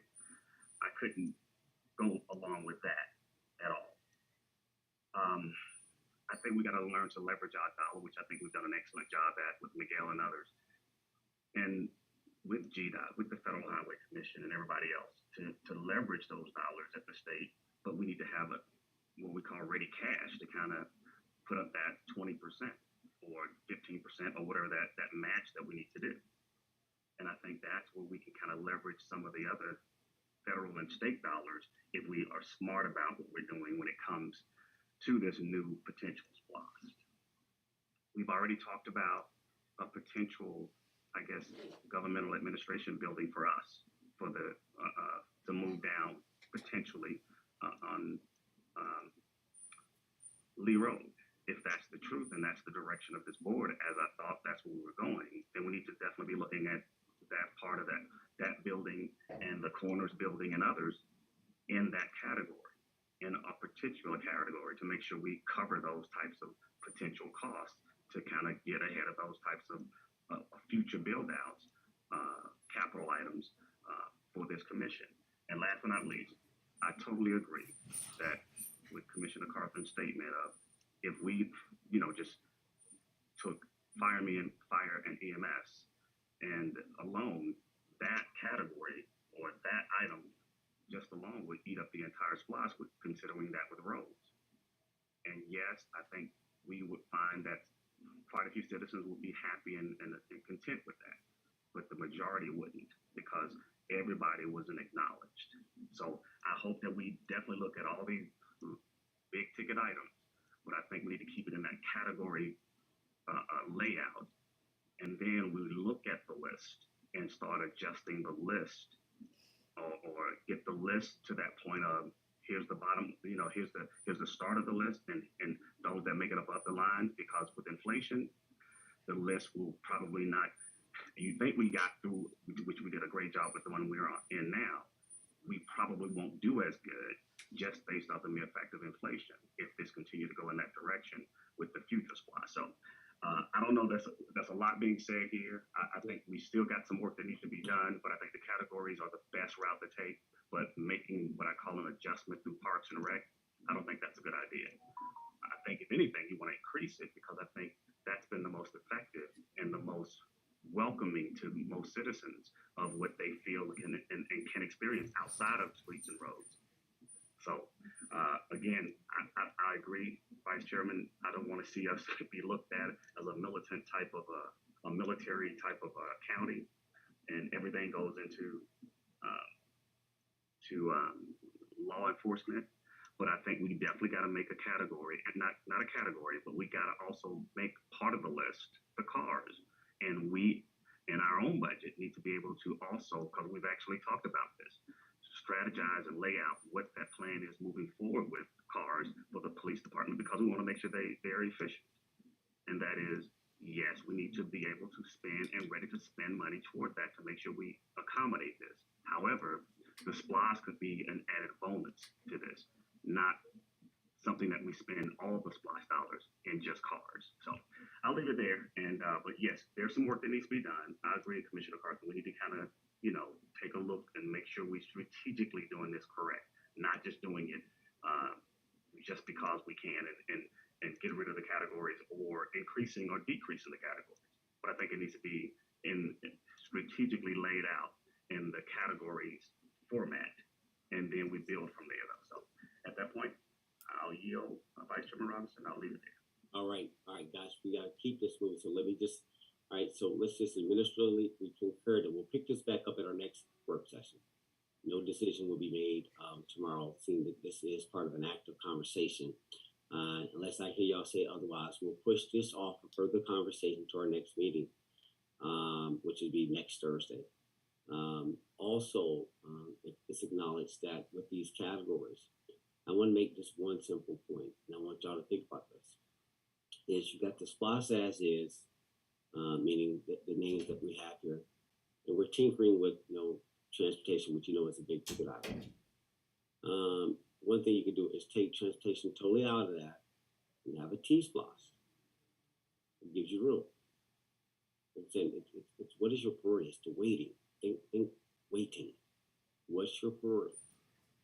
Or to what I heard Mr. Cobb said, when we can go with existing as is. I mean, I hear you. I know Miguel will cringe, but I can shrink that to a certain extent. Transportation, recognize, you can bring the T-SPLOST up in 2024. This is Commissioner Robinson speaking on it, put my District 2 hat on. Look at this. All right, guys, y'all, we've been eating a lot. We'll put another thing on top of this. Now pause. I'm gonna say this one time. This is, yeah, but. I know the need. Just what we need to send I get it. as far as programming. It's delivery, is my concern. I just have some quirky. We're gonna be taxing, and we ain't gonna be able to deliver it. We ain't enough people. And the staff will cost you a premium. Are we gonna really get our yield out of double that? I gotta say, I will follow my peers, respectfully, however y'all want to do this. So as you think about this next week, you go with a single SPLOST, leave it as is. In other words, keep doing re-up, keep moving, spread out a little bit differently. I'm with y'all at Parks and Rec. Don't dilute that. Don't do that. I would agree with y'all. So, but the issue is that transportation and infrastructure guy, and it has a healthy appetite. The question is, do you go both now at the same time, or do you pause and spread it? Like for you guys to consider that. That's really what it's going to come down to, right? How much, and they're looking for us to make the decision. They've given us input on priorities. The question is us to align up timing. It's just too much. I'm saying, okay, slow down, y'all spend. It's not a bad spend. It's like, okay, you can't deliver against this. We're already, I want to show you the overflow from the current spots. Like, guys, y'all looking at that? You already got cash. Right? So it's about lining up, and I get timing, don't get me wrong, but I also got to be that guy. So I'm going to let this go. You guys duly noted. We got to keep moving. I know this was long, guys, but this was an important topic. We've all weighed in respectfully. Yes, take your time with everybody else. David and Terry, thank you all, staff. Okay, Lisa, if no more, let's keep going, guys. We gotta get to the rest of this agenda, which is 24 items. County Clerk, can we go into the next administrative item section? Yes, sir. Next we have, we'll have a public hearing tomorrow, for the approval, it's for the approval and for a request from Douglasville, Douglas County Water and Sewer Authority for a certificate of compliance with the Metropolitan River Protection Act for improvements to the Dog River Reservoir Pump Station. Allison Duncan, I believe, will be presenting this. So I'm sure she's on the line here. Ready? Yes, Ms. Duncan, is something you want to cover now? This is a public hearing that we already talked about, this in planning and zoning that we're bringing forth, which is something separate. This is something separate, sir. Okay. So just briefly, this item is in regard to the Metropolitan River Protection Act, which applies to the Chattahoochee River. As y'all know, this forms a large portion of our southern border in Douglas County. We don't actually have these hearings very often. The last one would have been in 2016. But the Metro River Protection Act applies to that 2,000-foot corridor along the Chattahoochee River, and any land disturbance within that corridor is reviewed by the Atlanta Regional Commission. So the project that we have presented here for you today is the pump station that will be constructed in conjunction with the work to raise the level of the dam of the Dog River Reservoir.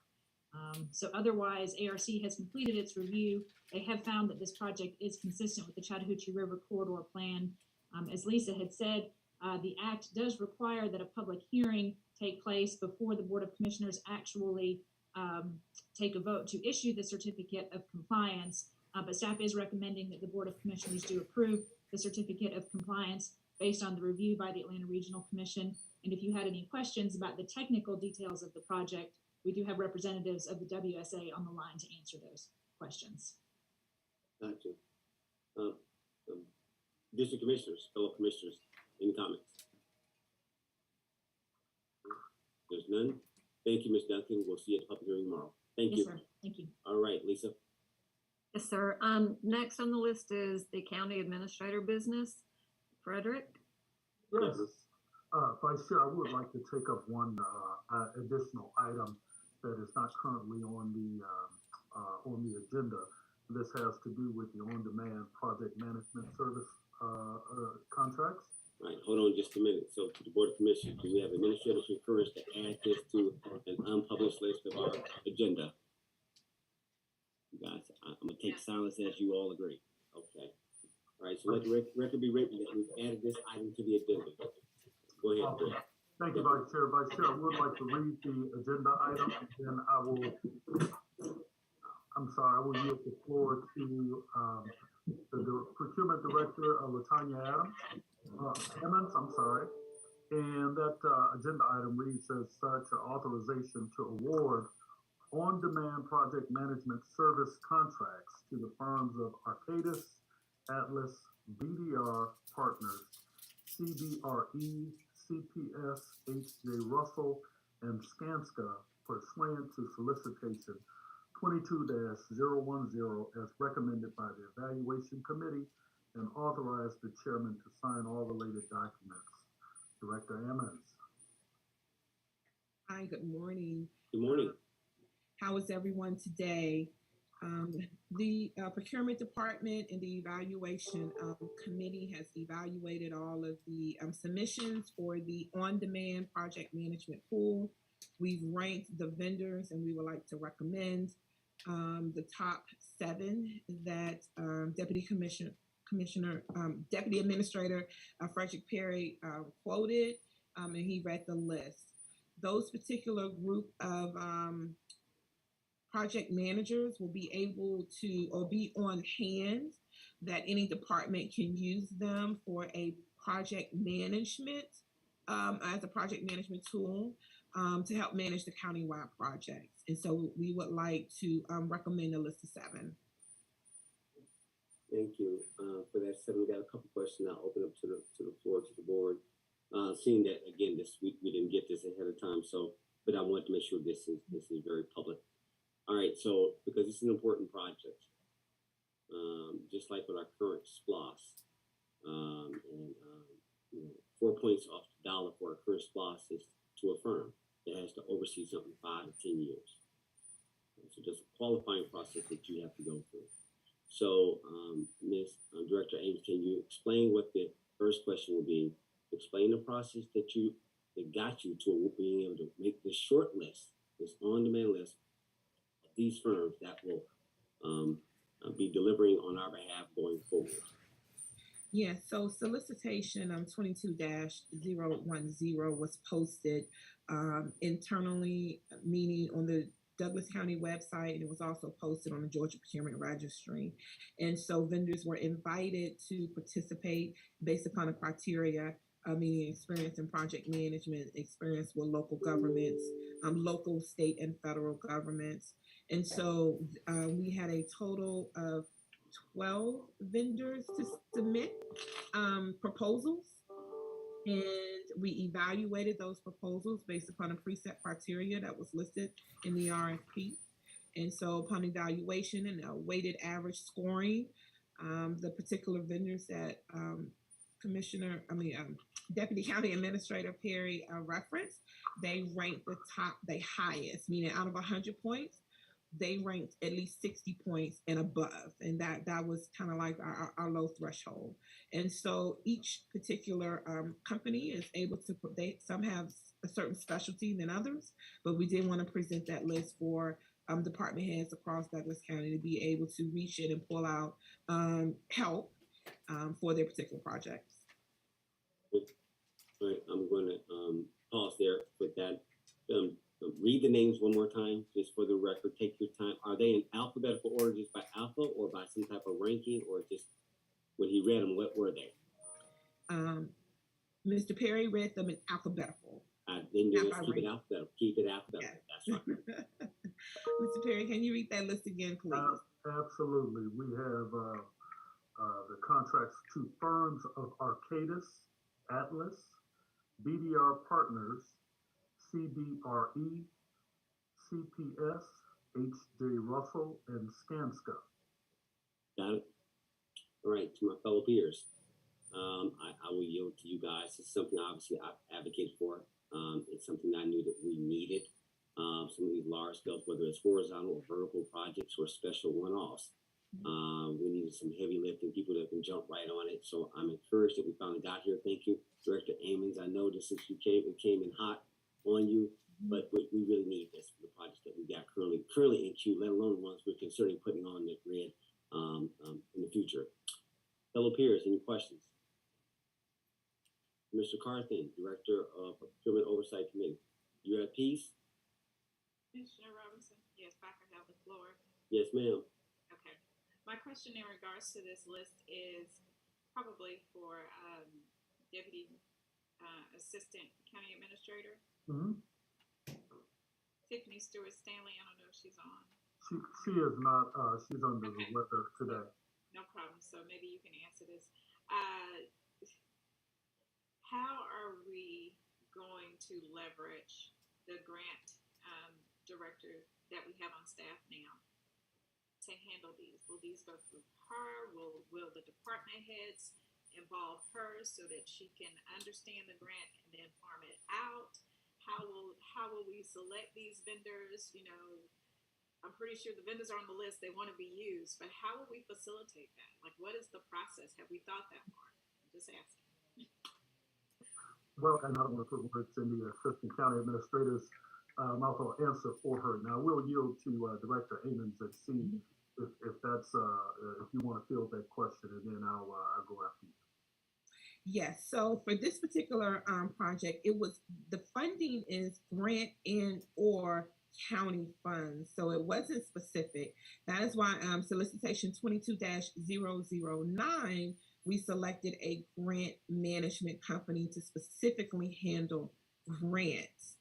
But so for this particular solicitation, yes, grants may be a subset, but this could be for the larger county. So there will be, when we say overlap, there may be some communication, depending on the task order that we ask the particular management company.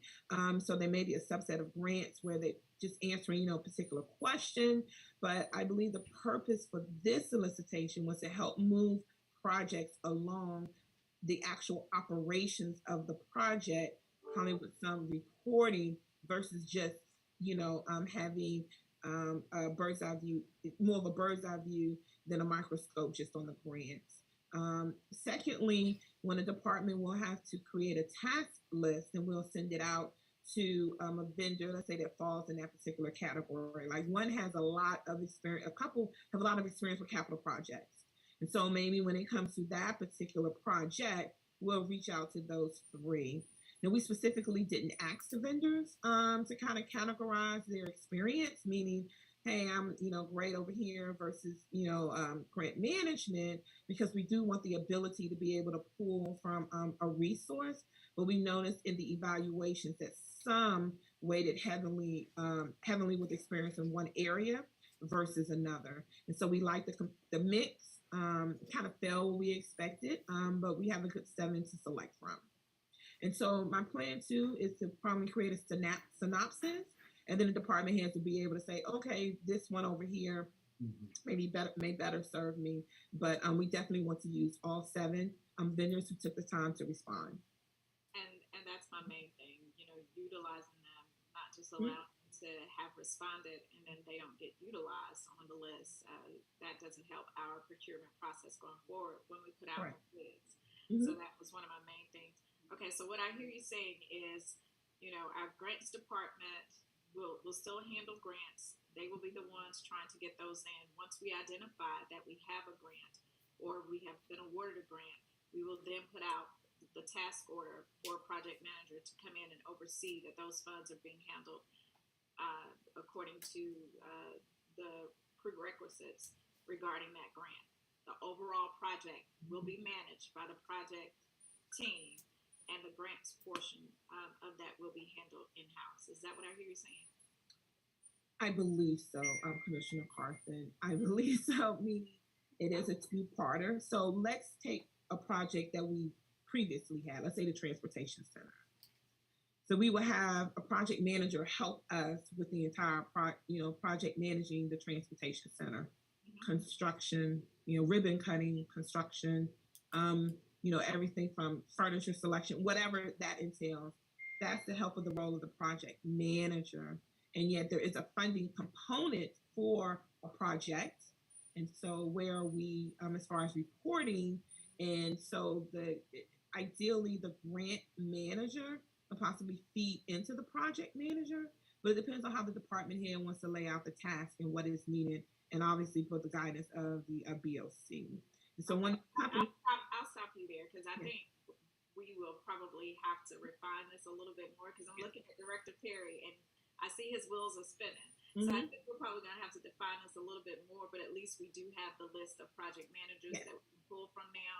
And we've got a grant team. Thank you to Chairman Jones for helping us to push that. So I think we're in a better spot than we were a year ago. So I'm pleased with that. Thank you, and I'll yield. Thank you, Commissioner Carter. Any further questions, guys? And again, we've got a list like our standby on-demand engineers. This is important. Again, we recognize that the grant does not give the Board of Commissioners a single view of everything. It only gives us a single sub-view of grants. There's multiple funding sources to that point. In my mind, the grant administrators is part of the team overall, but they're not building no vertical. They don't have the skill set for that. It's administration. There's a distinct difference on what's on this list and what those functions are. I'm very clear on what they are, but we should have a conversation, not today. We're talking about procedural, not legislative. So if there's no further questions about this tabulation, let's take that offline. We got to keep going, guys. I promise to get y'all through it, but these questions are duly noted. Anything else? Commissioner Mitchell, Commissioner Geiger, y'all want to weigh in on this? Good. You got the floor, sir. No, I said I'm good. Okay. All right, got it. Madam Geiger, you okay? She don't say nothing. That's okay. We'll keep it moving. All right, guys, you'll take this up tomorrow. I'm okay. All right. We'll take this up tomorrow as an additional item. County Clerk, make sure we add this accordingly. Make sure I got the language right, got the list of the names right. We'll go from there. Yes, sir, will do. All right, next item. Our next section is under grants. Item number 5, approval of the revised grant match grant match in the amount of $17,950 for the Violence Against Women's Act grant previously awarded in the amount of $71,799 to the Douglas County Solicitor General's Office to be funded through the department's 2022 budget, and authorize the chairman to sign all related documents. And we have Solicitor General Sonia Compton on the line. Madam SG, welcome. You Thank have the floor, you. madam. Thank you. We're asking for the approval of this grant match in the amount of $17,950. A couple of weeks ago, CJCC sent out an email stating that they had mistakenly thought that there would be a blanket match waiver for the previously submitted documents. There was not, so we have a match requirement, and that amount is $17,950. So it would not be anything additional because the director's salary is used as the cash amount. So we're asking for the board's approval. All right, thank you. To my fellow peers, any questions on this? Right, for the match, and one more time, Madam SG, the source of the match is coming from where? That match is what the county provides, but it is not anything additional because it is the cash, the salary from our directors. That match will be from our director's salary. That's where the cash match comes in. All right, so it's commissioners, any comments? All right, straightforward. Thank you, Madam SG. Thank you. Have a good day. Yes. County Clerk. Yes, Vice Chair. Number 6, we have authorization to accept an adult felony drug court grant award from the Criminal Justice Coordinating Council in the amount of $407,247 with a local match of $55,534 to be funded through date funds, and to authorize the chairman to sign all related documents. And Mr. Tim Pruitt is here. Morning, Vice Chair, Board of Commissioners. Thank you for your time this morning. This is our operational grant that we have applied for the last 8 years with the Criminal Justice Coordinating Council. It is the daily operations, funds most of our personnel, and a majority of the treatment that we provide here in the accountability courts. For drug court, 7 and 8 are for 2 different court programs, but I'm available for questions regarding number 6. You're pretty, that one's obviously it's baked in. You have a source of funding for your match. Board of Commissioners, any comments? All right, no comments. That means they're at peace. Thank you for that one. You have another one on the for the next one? Yes, Vice Chair, he has 2 more, actually. That's right, keep going. The next one is, you want me to read read it first? them, or? No, you gotta read it first, Lisa. Sorry. Okay. County Clerk, read it first. Number 7 is authorization to accept an adult mental health court grant award from the Criminal Justice Coordinating Council in the amount of $101,887 with a local match of $13,894 to be funded through their existing budget, and authorize the chairman to sign all related documents. Okay, go right ahead. So this is for our Hope Court program. That's the name for our mental health court that Judge Adams oversees. Again, this is our standard operating budget for the year, and we've had this grant for the last 5 or 6 years. Gotcha. Any questions? Now, all right, I do have one. So this grant, so you're the administrator of this grant, and this is a state grant? This is from the Criminal Justice Coordinating Council. Yeah. It is a state grant.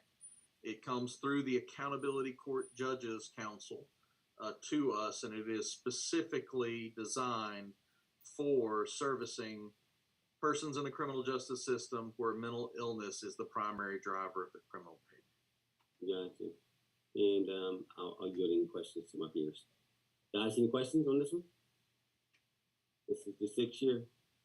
Yeah, I'm sure there probably is going to be some revisitation, Mr. Pruitt, at the end of the year regarding overall how we approach mental health. So stay tuned for that conversation at the end of the year. But this one, I have no problem with.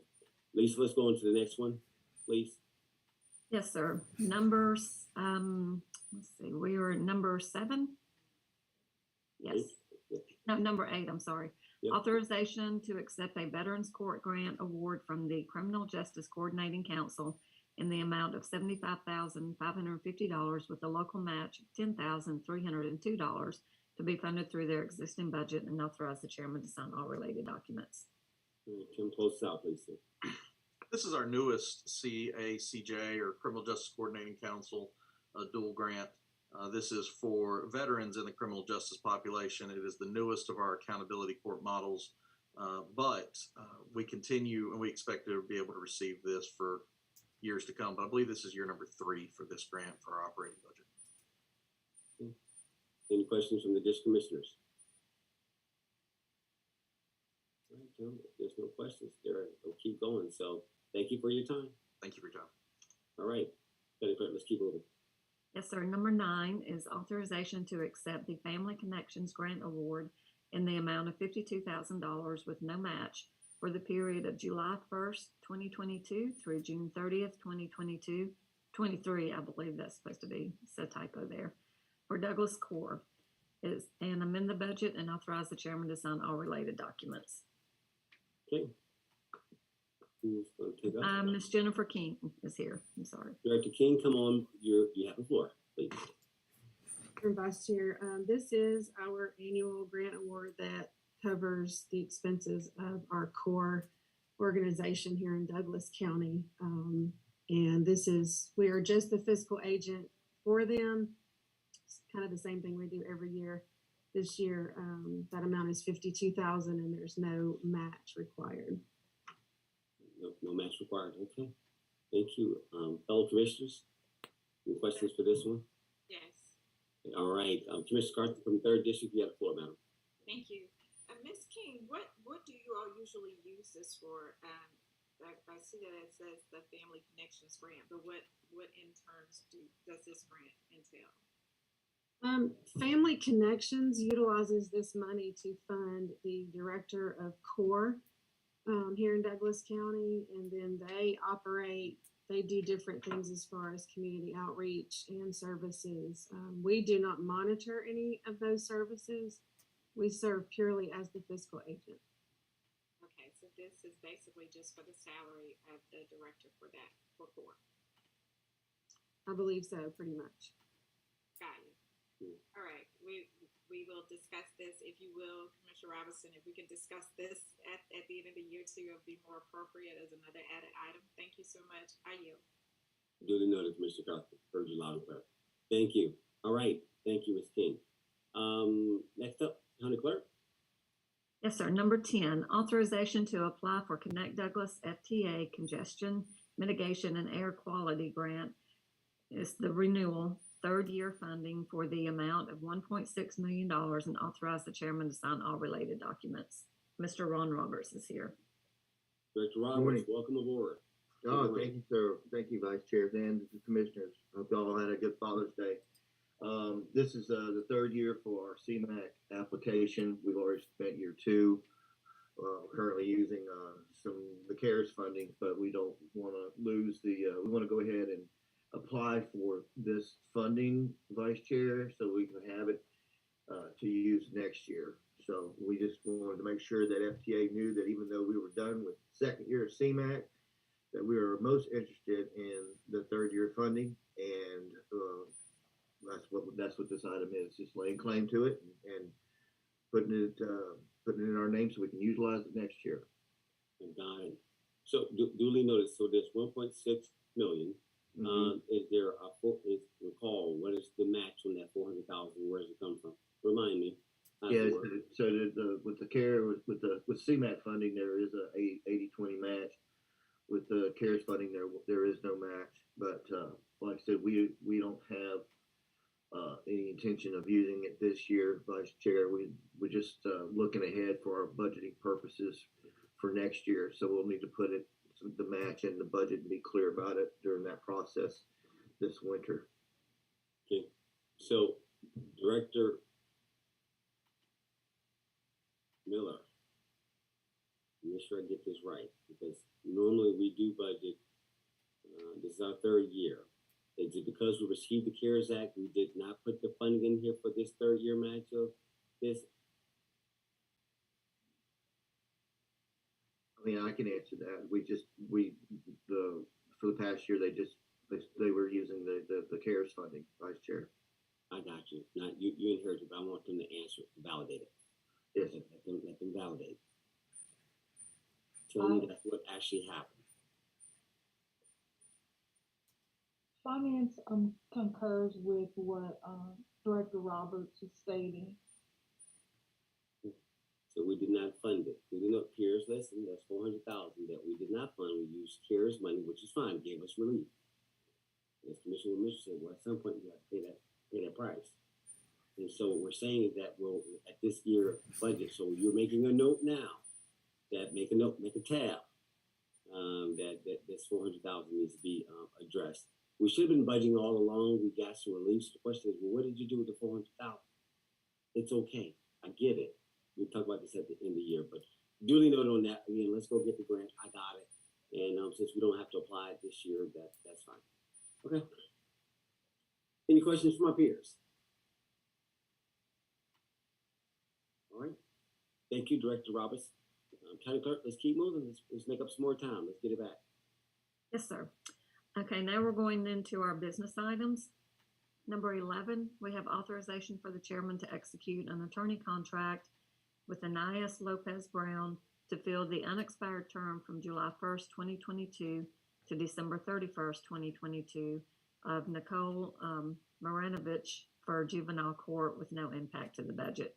And Judge Harrison, I believe, is here to discuss this. And I apologize if I butchered their names.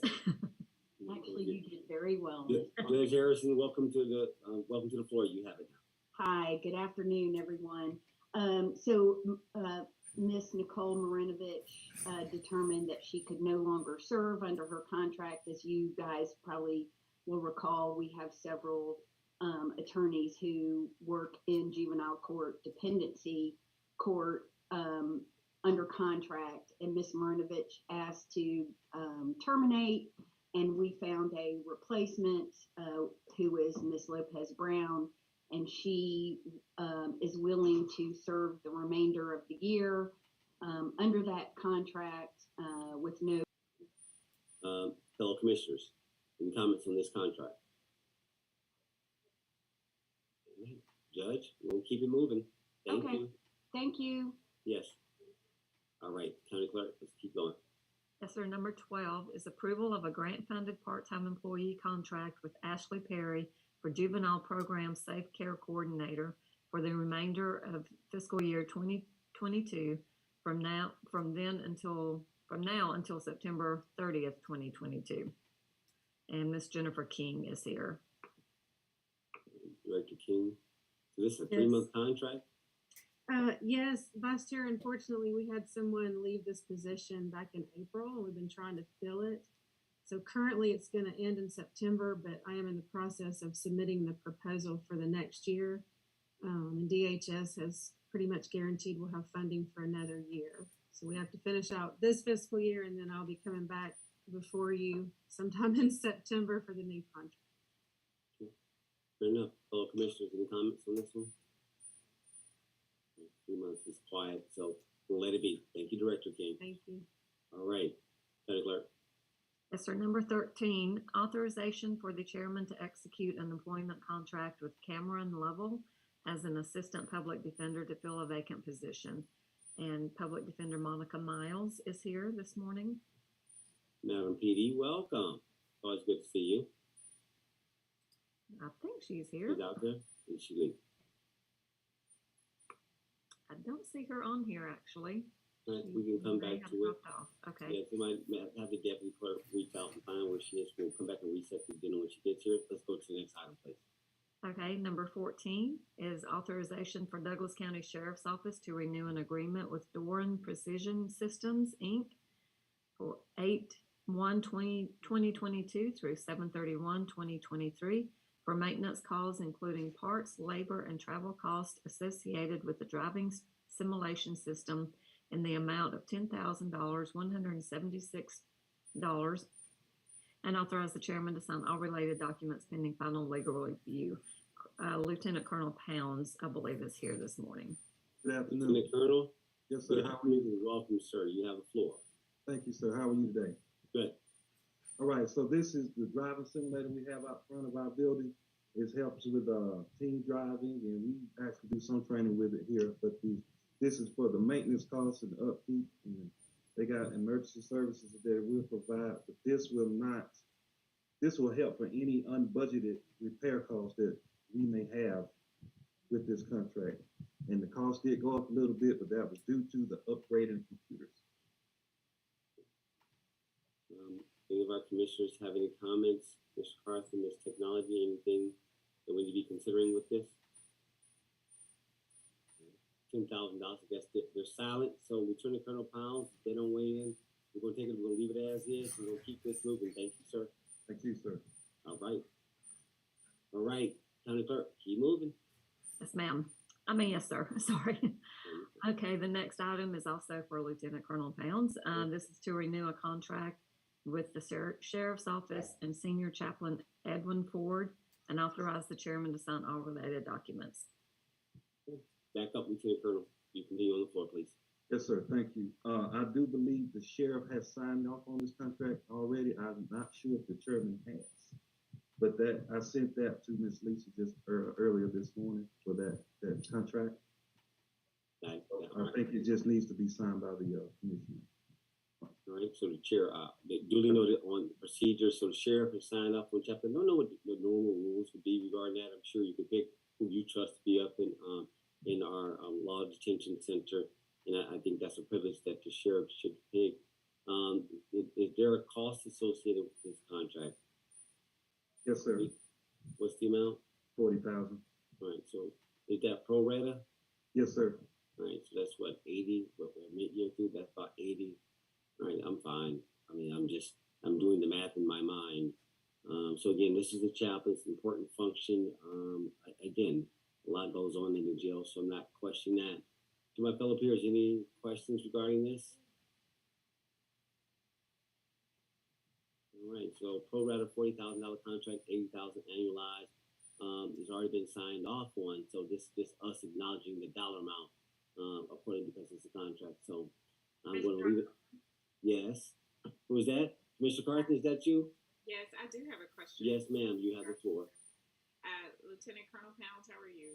Doing well. How about yourself? I'm good. Is this the same amount as the contract previously?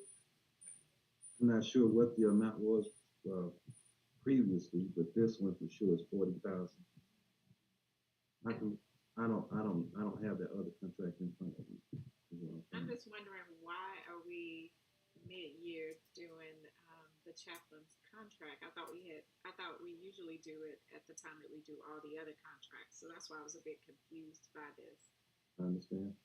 If there was a lapse, then, again, I think our attorney Coleman is on the line. We need to get everybody's contracts on the same cycle so that we don't have these types of things. Because, I'm pretty sure the sheriff has it in his budget, so I'm not questioning that.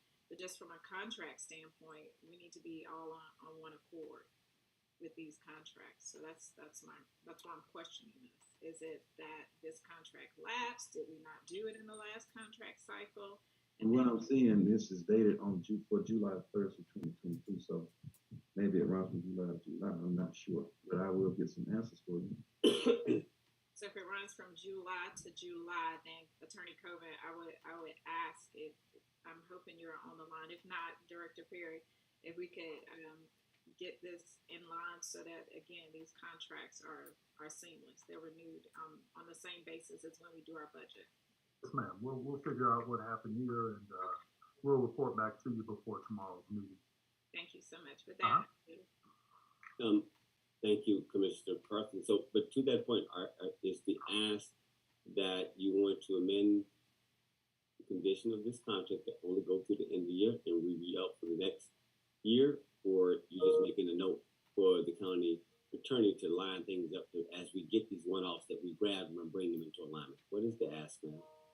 So, Lieutenant Colonel Pounds just said it's going from, was it July 1st? July the 1st, yes. July 1st of this year till next year. Yeah, but this on the contract it says that he shall be paid the prorated salary of $40,000 per year. Period. Yeah. So if we could align this to, so that come January or December 31st, his contract then goes forward as a 1-year contract. And again, it may take Lieutenant Colonel Pounds, the chaplain, and Attorney Coleman to come to some agreement, because 40,000, that would cut it in half to 20,000. So that would be 20,000 from now until the end of the year, and so, and then 20,000 from December till June. Whereas I would rather we do the 20,000, to the end of December, and then we come back with a whole yearly contract, because that keeps in line with our budget process, so we know what we're budgeting. Yes, ma'am. I appreciate it. No, I appreciate you. Thank you. All right, so Attorney Coleman, I do see you are on the. Do you have anything to add to that before you yield the floor? Yes, ma'am. I was just going to note that the agreement is subject to legal review, I assume, and we have not reviewed it. And we'll make sure we make those adjustments that you discussed during that review process. Thank you so much. And that would also be consistent with our intent to try to make some uniform revisions to all of the employment agreements beginning at the beginning of next year to make them update and uniform, and doing it by the end of December would give us the opportunity to include this contract. Perfect. Thank you. I know we had discussed it. I just want to make sure we're trying to keep it in line with what you have for us to make it a simple process for all of us when we're getting ready to do the budgets. But with that, Commissioner Robinson, I yield. Thank you, Commissioner Cochran. Duly noted, but I just wanted to clarify your point that we got it clear. So I think we're all on the same page. All right, but there's no more questions. All right, we're going to go into the next one. County Clerk, let's keep Yes, moving. sir. Number 16 is authorization to renew the annual plan service agreement with Johnson Controls, Inc. for the Boundary Waters Aquatic Center at a total cost of $8,347 to be funded through the Parks and Rec operating budget as recommended by the Parks and Recreation Oversight Committee, and authorize the chairman to sign all related documents pending final legal review. Director Gary Dukes is on the line. Morning, Vice Chair. And, good morning. Commissioners. I think it's morning. I know it's afternoon, but this is our annual contract with Johnson Controls. They do all the maintenance on our pool, preventive maintenance. They change all the filters, belts, keep all the motors running. This is budgeted. It's in my budget. It's a recommendation of the Oversight Committee, and it has been reviewed by legal. Okay. All right, so I've got one question. Now, again, we did this, you said pump, right? They maintain and check all of our pumps on a regular basis. Yes, sir. All right, so I've got a comment from a citizen this weekend regarding the pool, and I'm not certain if this is related because I hadn't had a chance to explore this, but again, we're going back to maintenance of existing verticals, duly noted. I think we had a couple years ago, we had 1.2, a lighting and plumbing project that came on board with Amoresco, and I know you guys, sort of split this off as a side to maintain. So I want to make sure, are we satisfied with Johnson Controls that they're doing this? And so because like, okay, didn't we just do this? And what failed? So I'm trying to get clarity on why maintenance twice in maybe 3-4 years. What's going on, or is this something totally unrelated? No, this is preventive maintenance. Okay. Like they come in and change all the belts on the motors on a 3-month basis. They also check all the filters, all the air systems that we have in the aquatic center. So they do water and air, 2 separate things. There's the pump, the filtration system for the water. Got it. Then there's the air. Go ahead. That's correct. The filters that provide the circulation of air throughout the center. Yep. They change all those filters and maintain those belts that run the fans. Yep. And the belts that run the pool motors throughout the aquatic center. Gotcha. All right. Well, I'm going to yield to my peers, and especially those in Parks and Rec. If you guys are comfortable Commissioner Scott, y'all want to weigh in on that? The Aquatic Center is a very important asset to the county. It's important to the school system. And so it's important that, again, one more time, stay to good prepare so that we can maintain what we got. And so make sure we're budgeting accordingly. So any questions? Gary, that sounds, you know what that means. Keep moving. So thank you, Gary. Thank you, Director Dukes. Yes, sir. All right. County Clerk, let's keep moving. Yes, sir. Gary Dukes actually has a number of items on the on the All right, agenda. that's right. We'll just stay with next one. The next one is number 17, authorization to renew the master services agreement with Civic Plus for Civic Rec online registration service in the amount of $5,092.53 to be funded from the Parks and Rec operating budget as recommended by the Parks and Recreation Oversight Committee, and authorize the chairman to sign all related documents pending final legal review. Mr. Dukes. Yes, ma'am. Vice Chair, this is another agreement that we have with Civic Plus, who provides several services for other departments in the county. They provide the software for our website so citizens can go online and register for all the programs we have. Also rent facilities, picnic pavilions, rooms, that kind of thing. They provide that software. And this is a recommendation of the Recreation Oversight Committee. It is budgeted in my budget, and the contract has been reviewed by legal. All right. Well, it looks like the Parks and Rec Committee have been busy delivering value on behalf of the administration. So I duly noted. So you guys want to add anything to this? This is straightforward. So can the public look at this, or is this just an internal tool? No, sir. They go online. If they want to take a karate class, they can go online. The software sets it all up so they can go on and register and reserve a space in that class and actually pay online. Okay. So in the Civic Plus, and County Clerk clarified, do we have other things that use this Civic? Yes, sir. We also use it for our agenda software program. And I believe HR uses Civic Plus for their application process. Okay, so this is a government application provider across different functions of government. So Parks and Rec, HR, and clerk. All right, very good. All right, thank you, County Clerk. Guys, do y'all have any questions regarding this? All right, next one, County Clerk. Okay. The next one is number 18, authorization to enter into an agreement with CSG Forte to provide online payment processing services for the Parks and Recreation Department as recommended by the Parks and Recreation Oversight Committee, and authorize the chairman to sign all related documents. Mr. Dukes. Yes, so this is the part where they pay. This is the credit card company, and they were actually recommended by Civic Plus. When they go online and they do that class or they reserve that picnic pavilion, this card company provides the mechanism so they can pay with their credit card and do the processing for the citizens to reserve or to rent a facility. And it is recommended by the Recreation Oversight Committee, and the contract has been reviewed by legal. Okay, so on this one, we have this application that citizens are inputting information. Got it. But it doesn't have a pay function associated. It's got a separate one-off relationship with it.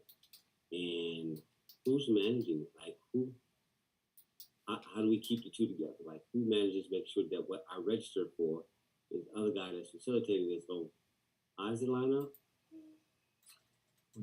When they reserve the class and pay for it, we see that online. So we put them in the class. They're automatically registered in the class, and that money goes to finance as it should. And they know the time, the date, when to show up. They also get a receipt for that payment, whether it be a class or whether it be a rental of a picnic pavilion or a room at one of the recreation centers. So they're not, they're, okay, so Civic is in the action of just facilitating the function, but they're really not getting into the payment process. They don't want to mess with the money part. So it sounds like they're going to recommend a firm to take care of a component that's key to the whole thing. Because if I'm registering, I mean, I've got to pay a fee. I mean, if the committee is okay with this, I'm okay with it. I'm just like, okay, now why do they do it that way? But okay. Any questions, guys? If none, we're gonna go with the recommendation of the committee. All right, Gary, thank you. There's no comments. All right, Lisa, let's keep going. Okay, number 19, it's authorization to award a contract to Integrated Construction and Mobility in the amount of $1,547,469.12 for the Bill Arp and Fair Play Parks renovations to be funded through the 2016 SPLOST funds as recommended by the Parks and Recreation Oversight Committee, and authorize the chairman to sign all related documents pending final legal review. Mr. Dukes again. Mr. Dukes. All right, so Bill Arp, Gary, tell us about this project. What commission district is this in? Commissioner Bill Arp is in Commission District 3, okay, and Fair Play is in Commission District 4. Got it. Thank you for that clarity. Go right ahead. This is a splash project.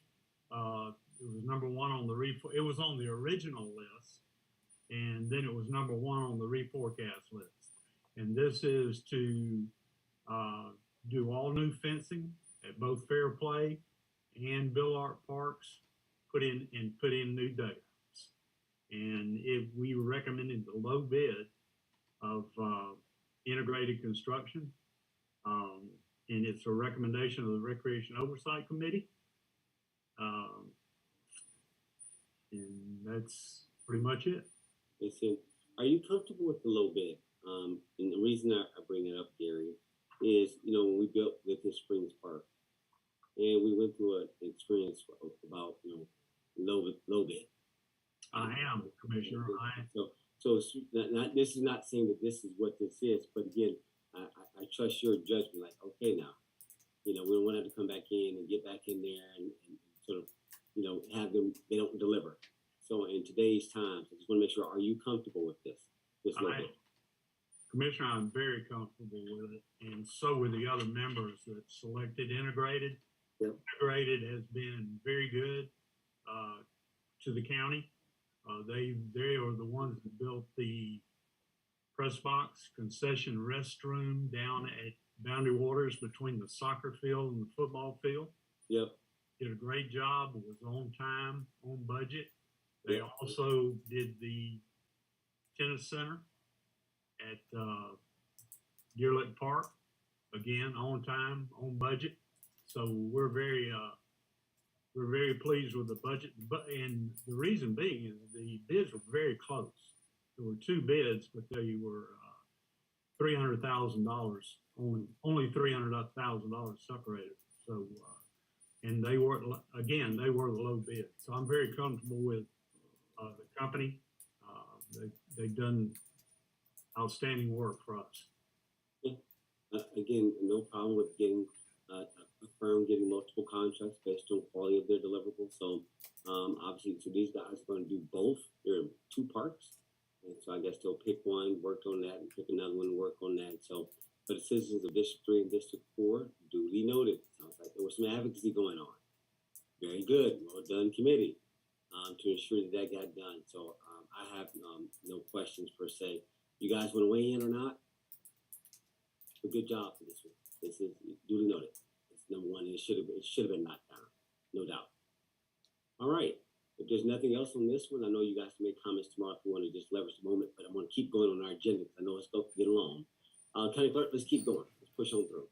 Okay, number 20 is authorization to award a contract to Integrated Construction and Mobility for professional services in the amount of $1,213,618.76 for the redevelopment of Punkintown Nature Preserve to be funded through the general fund as recommended by the Parks and Recreation Oversight Committee, and authorize the chairman to sign all related documents pending final legal review. Mr. Dukes. Yes, ma'am. This is a project that's been in the making for some time. We got 3 bids in, very close bids. Again, we think we've got a great price. The bids were like within $100,000 of each other on the 3 companies that bid this project. It is a recommendation of the Oversight Committee to proceed with the development of the park, Punkintown Park. And it was unanimous on our committee to select once again Integrate to do the project. So here we are. All right, thank you, Director Dukes. So what is the source of funding for this again? This funding is general fund, and it was overbid, over budget rather, of the monies we have. Commissioner Carthen asked myself and Assistant County Administrator Frederick Perry to get with Rosalind to give a recommendation where the extra funding might come from. And I won't speak for Rosalind. I'm sure she's on the line. But if you'd like to her to address the funding, we could do that. Yes, all right. So for the record, so duly noted on the importance of the project since 2017. We've been talking about this, like other things, new things and old things. We have a very rich and diverse expectation of the public. There's no one flavor, no one way. So I'm encouraged by this. It does come down to taxation and where things are appropriated, and it needs to be equitably shared across the board. So, but advocacy is important. So, Director Miller, can you explain the funding? Is this all in, or how much was over? What's the spread? Okay. Well, the total of the project is $1.2 million. Mm-hmm. We had 40,000 that came from prior year, and that was actually reserved, and it came from general fund. So 40,000. Then we have 550,000 from 2021 capital that was approved by the board. And then we have 2022 capital that was approved by the board, and that was a total of 100,000. So there is 690,000, actually 693.75 for exact. My recommendation is the difference will be $523,244 to come from fund balance for a total of 1.2. Got it. Thank you for the clarity. Board of Commissioners, any questions? Yes, sir. Yes, Madam Donna from Fort Kishkia for. We'll probably anticipate something like this, but Mr. Dukes, you found the money for a park that was never on the original list, but you took off a park that was on the original list because you couldn't find the money. You know I'm talking about Winston Upperfield. I cannot imagine someone from your department not knowing what was needed at Winston Field from the very get-go. But it was waited until the project came up that you said, we don't need to do a concession stand, we need to do the whole park. Just out of the blue, that came up. I argued at the time we should go ahead and do the concession stand as planned.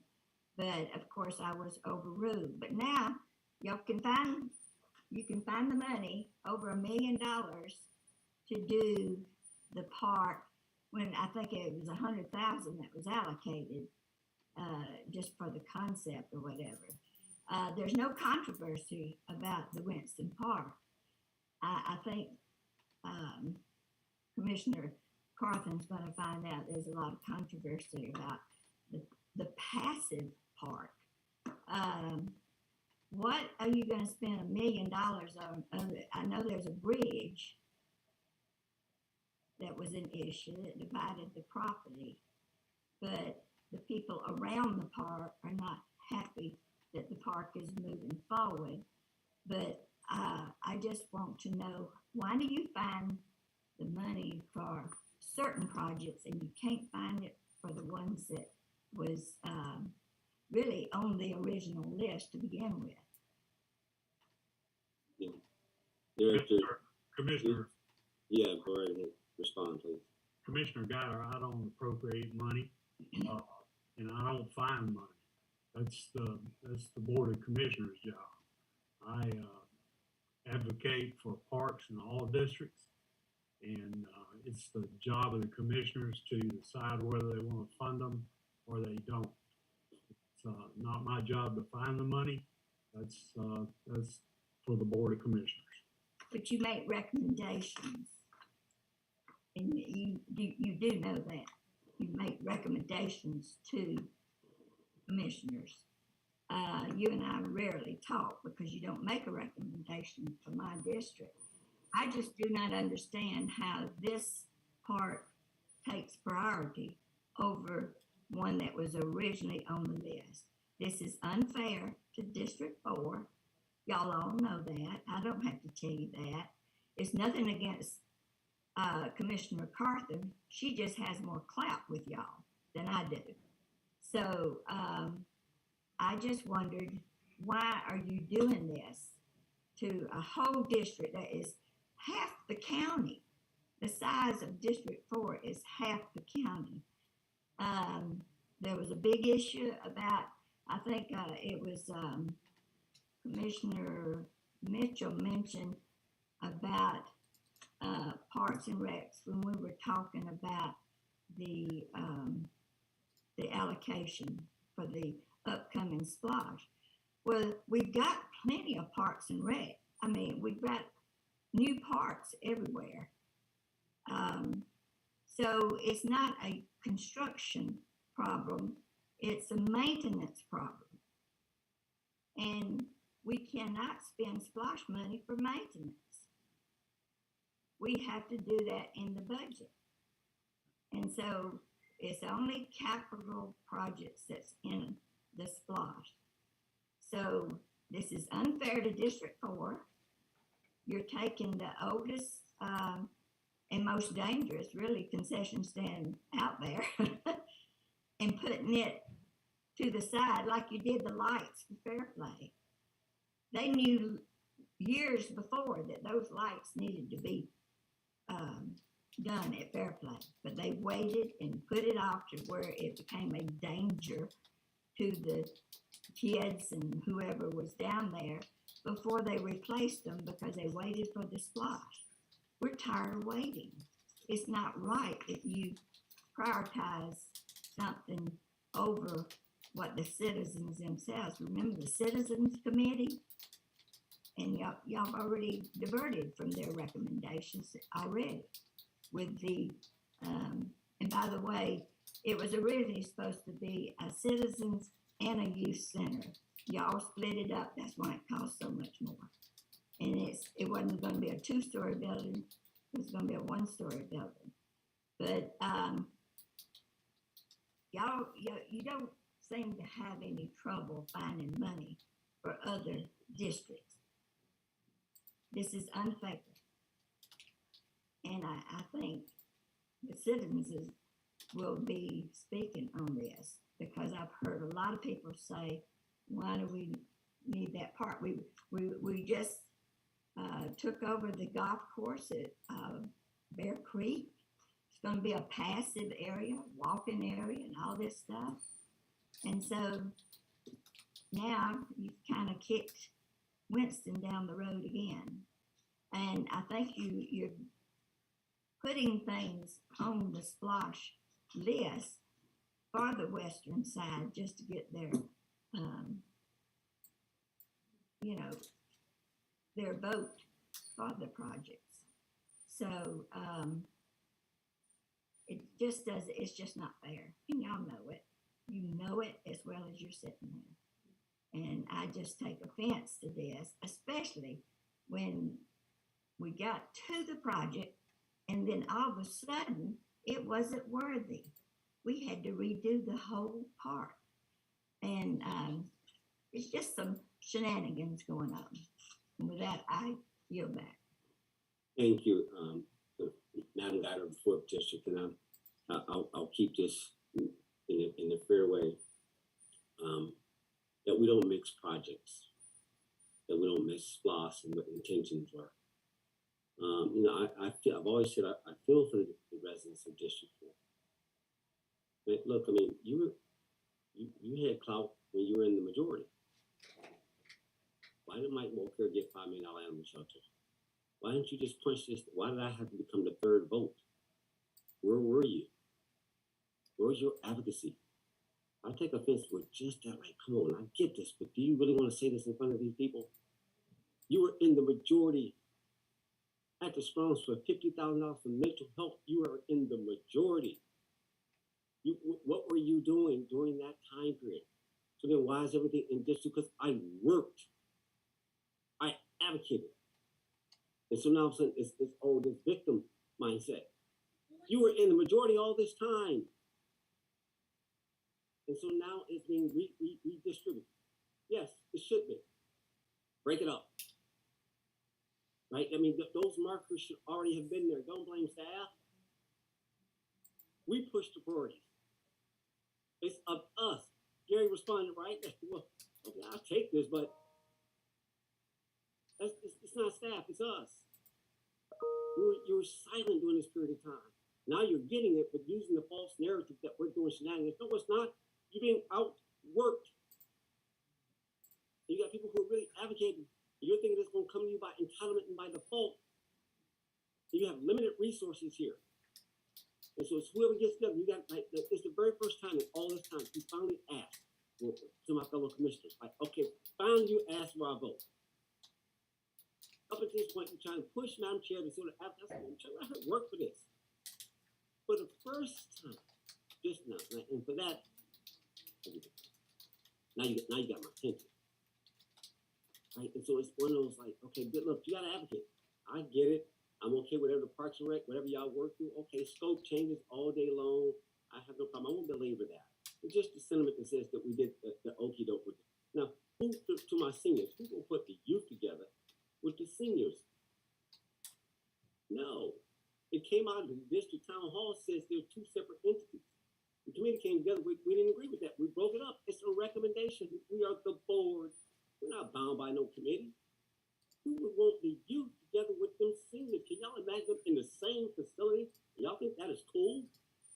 The youth that up there balling and doing what they're doing, and you want to be in the senior center? Dukes and Gilchrist. Really? You're going to put both of them together? Y'all think that was wise?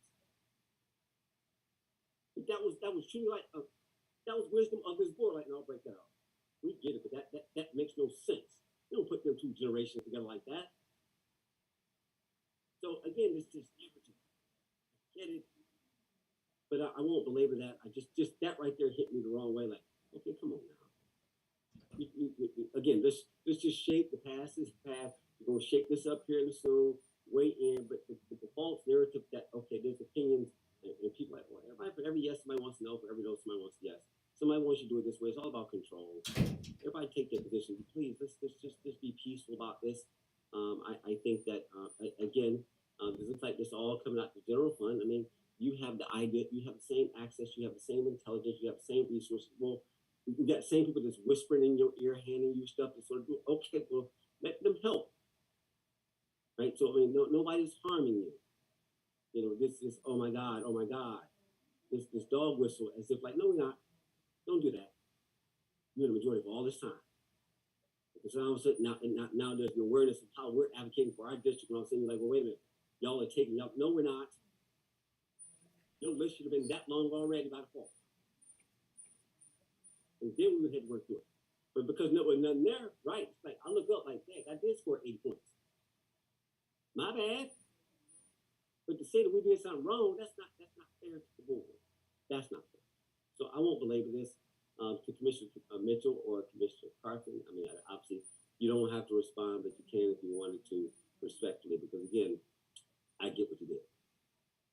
Thank you, Commissioner Robinson. If I can take the Yes, floor. ma'am, you have the floor. So, Director Duke, thank you for the explanation. One of the things that I think Commissioner Guider may have been getting confused is that this is not a SPLOST project. This has always been a project that was under Parks and Rec, but it was not a SPLOST project. So it's not something that it could have took precedence over something that was already on the SPLOST list. Am I correct with that? That's correct. Okay. And secondly, we allocated what we thought would be enough to do this park. But once we put it out to bid and the bids came back, of course, inflation, labor, cost of materials, all of that really took this project over what we anticipated. Is that correct? That's correct. Okay. So we had to make up the difference. And so this was the best way to do that in order to get this park facilitated. It has been on the books prior to my arrival. But I had to advocate for it because you and I have talked several times. And, you know, as far as this narrative of we have enough parks, do we have enough parks, Director Dukes? Do we have enough recreational facilities for the amount of people that we have in Douglas County based on our population? Absolutely not. Okay. So these are the types of things that we as a board, these are the types of things we as citizens have to come together and make some priorities and, you know, and take this forward, especially since we're talking about another SPLOST. So I look forward, Director Dukes, to your input as well as we move into this next phase of SPLOST planning. And again, thank you for all that you continue to do. Thank you for listening to me and the constituents. Yes, there are people who may not want another park, but there are several people in that area who do want another park and are really looking forward to this. So I hope this Board of Commissioners will vote yes to approve this funding so that we can move forward to a better and brighter tomorrow. I don't know who wouldn't want a park or a nice place to take their family. It's going to be a pavilion. This is going to be a beautiful place. I just can't imagine who would be upset with another place, especially during COVID, especially when we are trying to make sure that we have the recreational facilities and those things that will help with the quality of life here in Douglas County. So I applaud you for helping me to push this forward, and I applaud the citizens who keep asking me about it, and I hope they show up on the 30th to help us with the groundbreaking of this ceremony for Pumpkin Town if this is approved. With that, Commissioner Robinson, I yield. Thank you, Madam Commissioner. All right, Commissioner Mitchell, you want to weigh in, sir, or you want me to keep moving? Yeah, keep moving. There's no need. I think you guys have said enough. And I just appreciate Commissioner Guider for at least, you know, now understanding the process, understanding kind of what it takes and the work that goes into all of this. So thank you. And I hear loud and clearly. I heard it loud and clearly even before now, even with the mere fact of this committee consisting of Commissioner Carthen and others that said, let's make sure we put Senior Citizen Center under the auspice of Parks and Rec out west. So we hear it loud and clear. We don't discount District 4 because I've always made this statement and I will continue to make this statement. Parks and Rec and this committee is about all the parks throughout the county and any additional parks that come aboard on this particular auspice of the county. It's about Parks and Rec. It's not about any particular district. At least that's not our approach. So I hope she understands that side of it and not take it personal that this committee has looked out for only 1, 2, and 3 districts. No, it's about Parks and Rec. So I'll leave it there. I'm not going to prolong on this. And Mr. Dukes, continue the great work that you and your staff is doing. And just understand that you just got 5 unique minds here that kind of see things a little bit differently, but I see exactly where we're going, and I understand exactly where you want to take us. And I'm with you, and I think you got a great team of commissioners that with you. So thank you again, and I'll yield it there. Thank you, Commissioner Mitchell. Okay, guys, we've gone long enough on this one, you know, duly noted, and we will bring it back up again when we get into, obviously, the continued conversation regarding the SPLOST. So with that being said, let's keep going, Lisa. We got to get through this. County Clerk, next item. Yes, sir. Mr. Dukes has one more item, and after this item, we do have someone to go back to number 13 on for Ms. Miles. We have someone here to represent her. So number 21 is authorization to purchase a commercial hot water heating unit for the Boundary Waters Aquatic Center at a total cost of $76,200 to be funded through the 2016 SPLOST funds as recommended by the Parks and Recreation Oversight Committee, and authorize the chairman to sign all related documents. Mr. Dukes, last time. Yes, ma'am. Yes, this is a recommendation to change out the 3 hot water heaters, commercial hot water heaters. These hot water heaters are not pool related. They are the hot water heaters that provide hot water to the restrooms in the aquatic center, to the locker rooms in the aquatic center, all the showers and so forth that operate within the aquatic center. The life of these hot water heaters are 12 to 14 years, and they are 17 years old. They've started to deteriorate. They are leaking. They're not efficient to supply the amount of hot water that's needed in the center. And it is a recommendation of the Recreation Oversight Committee to replace them. And that's what we're asking, to replace the 3. All right, thank you. Duly noted. Any comments from the Board of Commissioners? With that sounds, I take it as keep moving. Gary, thank you so much for your contribution today in these last few items. We're going to let you go right now. We've got to keep moving. County Clerk, next item, please. Yes, sir. We're going to revert back to number 13, authorization for the chairman to execute an employment contract with Cameron Lovell as an assistant public defender to fill a vacant spot. And we have Miss Allison Frutos on the phone to talk about this. Please. Is she out there? Yes. Good afternoon. Good afternoon. Welcome. You have the floor. Yes, this is just basically, this has no impact on our budget. This is just filling a position that was left vacant when we had somebody who left us for higher ground, so to speak. So we're just asking basically for the contract position to be filled. The annual salary is $61,159.54. And there will be 5 days of vacation as this starts mid-year. This will not be a full year contract since it's starting July 11th. All right, thank you for that explanation. Board of Commissioners, any comments? Thank you for joining us today. That sounds means we're okay for right now to the vote. Thank you. All right, Lisa. Yes, sir. The next item is number 22.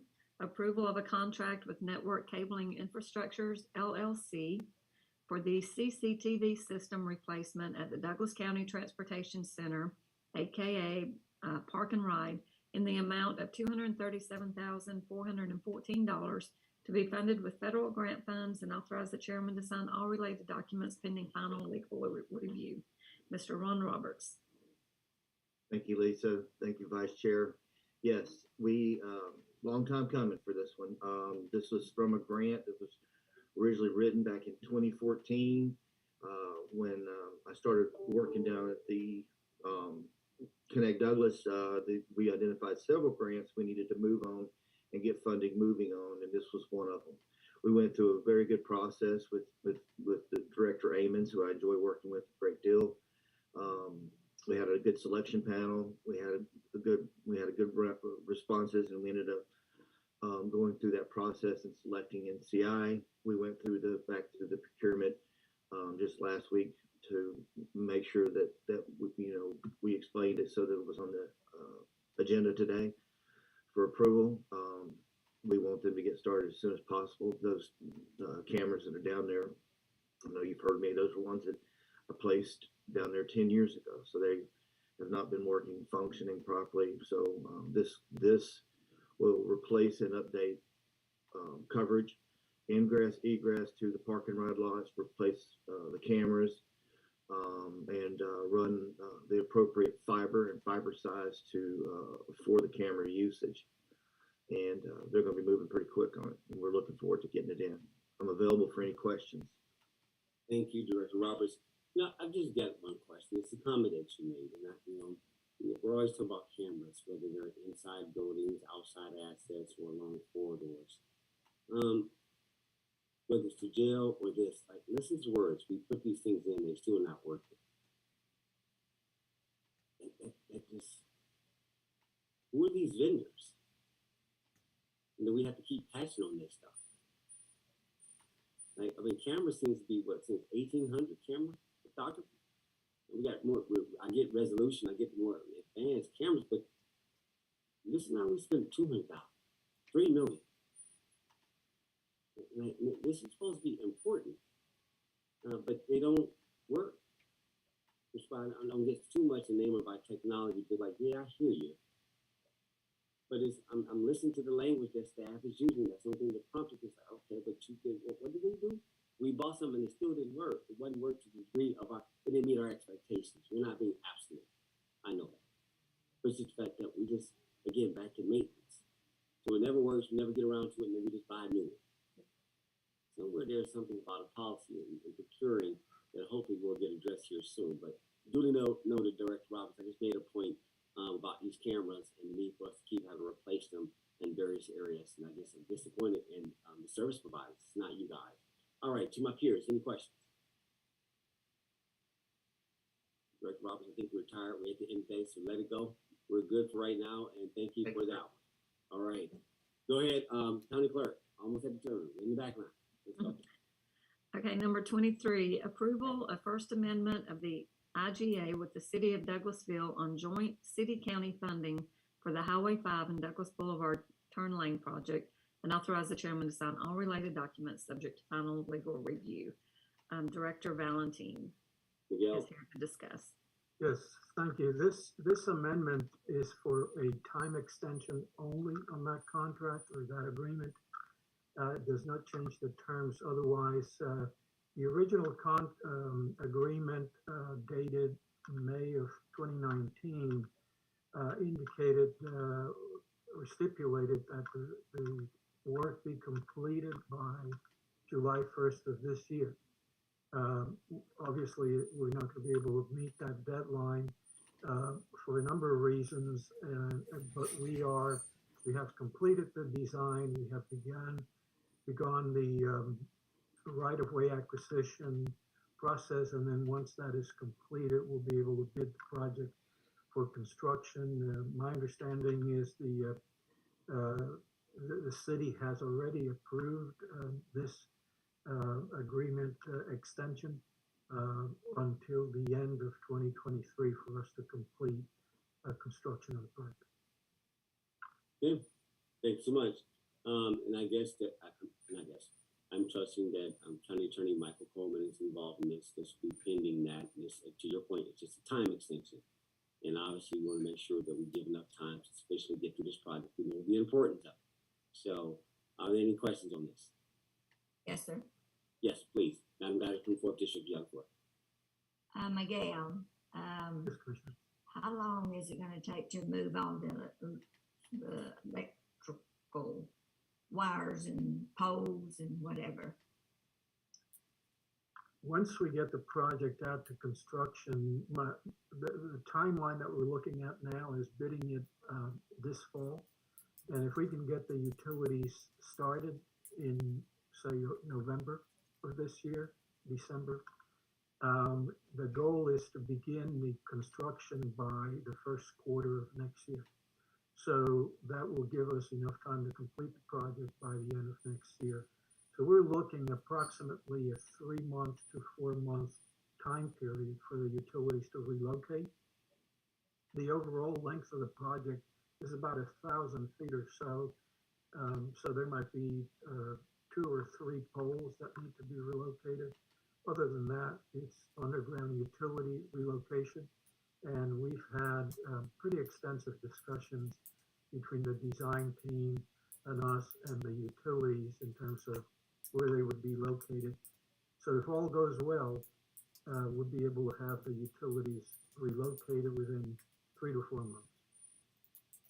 You know, in some of the intersections, instead of wires and everything, they have these long rods that come out from the poles for red lights and things like that. Is there any plans to install that on, at this intersection? Because this is a terrible intersection. Not, Commissioner, not at this intersection. What you're referring to are mast arms, and the design would have to be changed for the entire intersection to be able to do that. So the project would be a much more complex project and more costly as well. The intent on this one is to move the one lane width back and relocate only a handful of poles, the one closest to the intersection and perhaps a couple down the road. But yeah, to your point, the mast arms would be aesthetically preferable, but they are much more costly, and they would mean a different project altogether. Well, so this is going to delay it, and now the city has agreed to pay what, up to $600,000? That is correct. Oh, okay. My memory's better than I thought it was. But it's going to delay it through another Christmas, and that is that a lot of people will not go to the mall from that area because of the traffic there. So this is going to kind of hurt the mall area.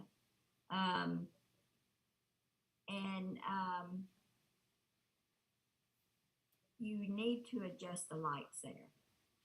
Some of the lights are way too short. When you're going straight across the intersection on Douglas Boulevard, both ways, it's just way too short. You're not allowing enough time. You always have to sit through 2 red lights there, just about. But yes, Commissioner, to your point, the signal timing will be adjusted as part of the project. It will be adjusted because of the new lane, and that would help with the distribution of time, of green time, because a lot of the traffic that is going to be utilizing that right turn lane was essentially in the queue, kind of blocking the through traffic. So we have to give them, or the state had to give them more time to get through. So definitely the signal timing will be adjusted. It is a very congested intersection, so it's still going to potentially involve a bit of delay there, but it's going to be a much better situation than it is now. okay, I think we're talking about 2 different things, because it could be adjusted now, because the extra lane, turn lane off of from I-20 to go down Douglas Boulevard toward the mall, it empties out good, but it's the traffic on both sides of Douglas Boulevard that does not empty out, and it backs up terribly. So if you could just look at it, because a lot of times we're sitting there and there's just a few cars going by and it's backing up, and people can't get out of the shopping center there and everything. But could you send me the new concept? I have not seen the new concept. Sure, I'd be happy to do that. All right. And with that, I yield back. Thank you. Thank you. Director Valentin, just for the record, next time we come back up to talk about spots, some of these major corridors like Chapel Hill, like Highway 5, like the Thornton, which is 34 million. We're talking about probably those 3 projects, like my Lee Road, cut all the way over, including Henry's District. I mean, each one of them could cost $30 million each. Those 4 projects are 120 by themselves. By themselves. Now, again, that we have a match, 20% on that, so I don't know what's 24 million. So just those 4 projects alone, with our match of 20% easy math, 24 million. They're important. Right? I mean, so when we talk about this SPLOST and the future and these spots, guys, we ain't talking about a lot of projects. This ain't that big. The things you got to do are big. The priorities already been set. You're living the priorities. You know what the priorities are. Staff is just going to give you like, well, here's everything exhaustively, but you already know what your citizens are feeling. All of us do. Which I'm looking forward to the conversation with, like, okay, guys, we put all the politics out, but can we get the list right? Can we get the categories right? Can we just all come together as commissioners and say, like, yeah, we can all be different, be divergent, but can we get this one thing right and make sure that we're looking out for the citizens, that we all are advocating appropriately? And again, I think we'll get there. But you bring up this point, and I'm just sitting here listening to this conversation, like, wow, look at that. Yeah, no, I get it. And it's going to cost. We're just talking about expanding for what we currently have. We ain't building new roads. We're just trying to, like, look, we're trying to do with the capacity we got. All these people moved out here. You guys know it. And they're going to, I mean, all these houses, all these apartments, all over the place, you already overpacked. And so it's up to us to deal with the infrastructure for it. So I didn't want to belabor that. I just had to knock that duly loaded, not got on your point for that. It just triggered the thought. Like, yeah, guys, I mean, while you're in there, deal with it. So, all right, if anything else on this, let me go ahead and finish this up. County Clerk, next.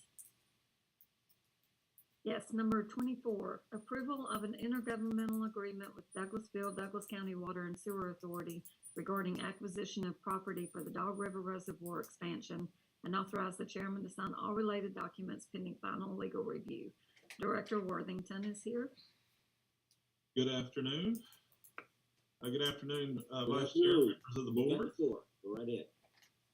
We've discussed this a number of times in the past. We've had a few hiccups along the way. We needed to get some things ironed out with legal, but in a nutshell, WSA is working on a $180 million reservoir expansion that will serve Douglas County's water needs for at least 50 more years.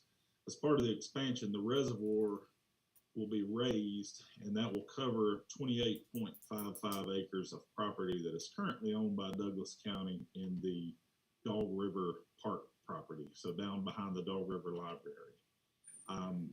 That property is about 802 acres, I believe, and this is going to take 28 of those. We have been negotiating with WSA for quite a while on this and have come to the agreement of a $250,000 compensation for the property, which is 28.55 acres of land that will actually become part of the reservoir, and then an additional 8.6 acres that will become flood easement. Legal has been involved in this intimately, and also Gil Shearhouse, Executive Director of WSA, is on the line if you have any additional questions. Thank you. Thank you, Director Worthington. Yes, Executive Director Shearhouse, please step up. Tell us about, again, this goes into our infrastructure conversation. The people moving in here, they're already moving here, not alone moving in, they're already here. And WSA's decision to expand the water infrastructure. Talk to us about this project real quickly, briefly. Yeah, I'll be super brief. Thank you for having me, Vice Chair Robinson, Commissioners.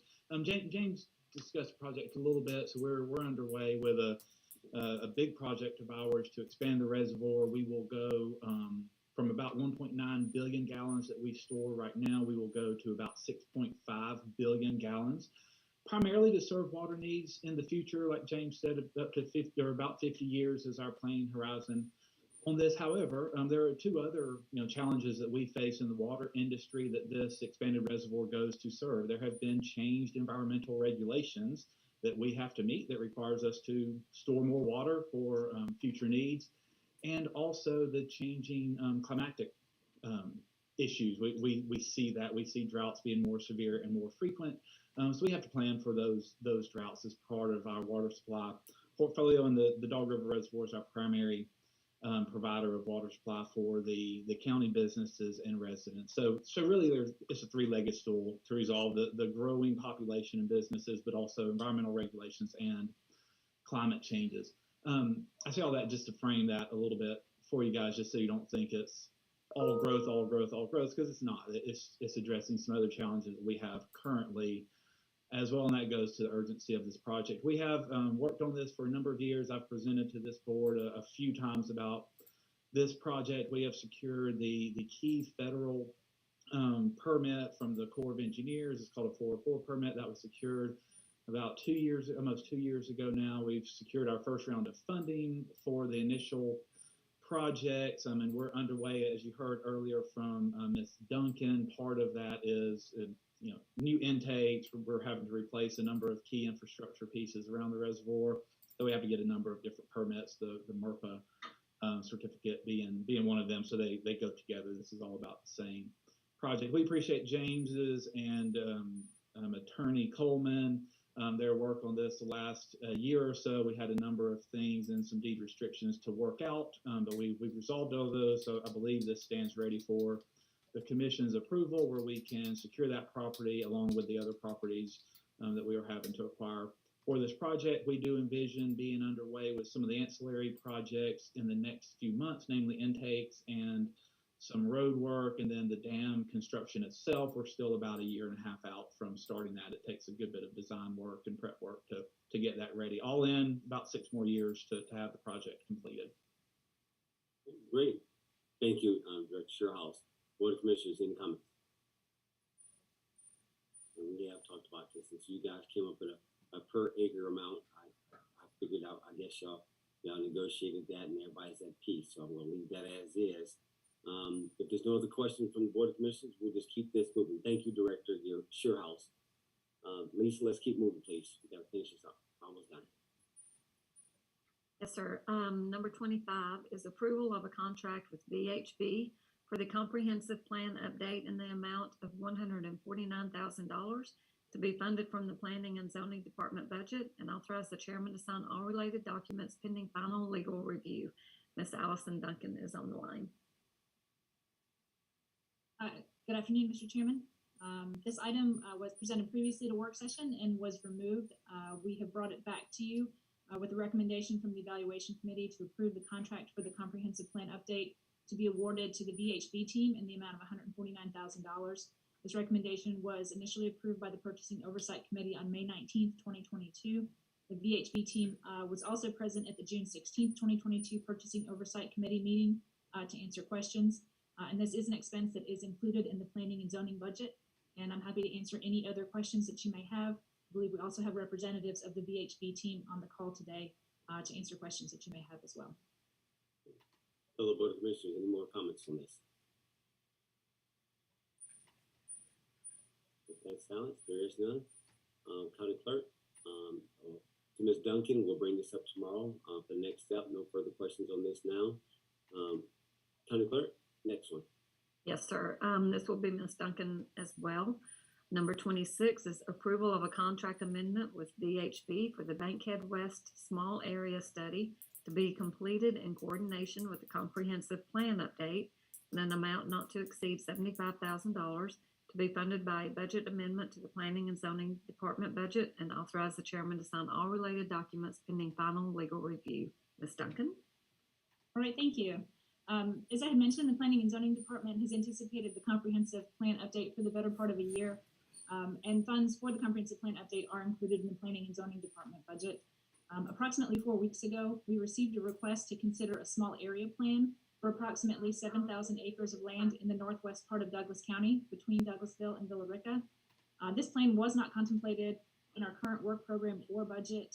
So if it is the desire of the commissioners to undertake this study and have it completed by the end of 2022, which is what was presented to us, one possible solution would be to amend the comprehensive plan contract to provide the additional detail as a part of the comprehensive plan update.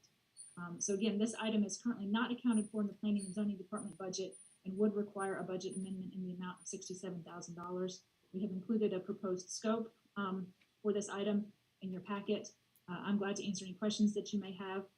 And again, we also have representatives of the VHB team on the call to answer any questions that you may have. Thank you, Manager Duncan. I have a couple of them. This came up during the Procurement Oversight Committee meeting. We recognized that the broader contract with VDH, put that to the side. It was in an individual meeting with me that there was a Lithium Springs small area study that's been contemplated, I've been involved with for quite some time.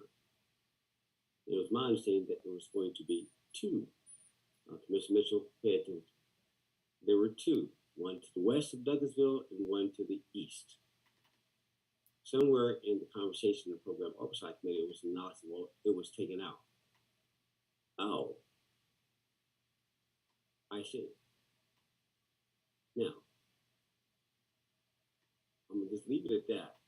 Because either they both go go in there, but you don't suggest and apply to a board of commissioner and tell him that it's in there, and all of a sudden, some kind of way somebody touches it and pay attention to Commissioner Mitchell, it gets nudged out. So that means we would have to double the cost, 75 times 2. I get it.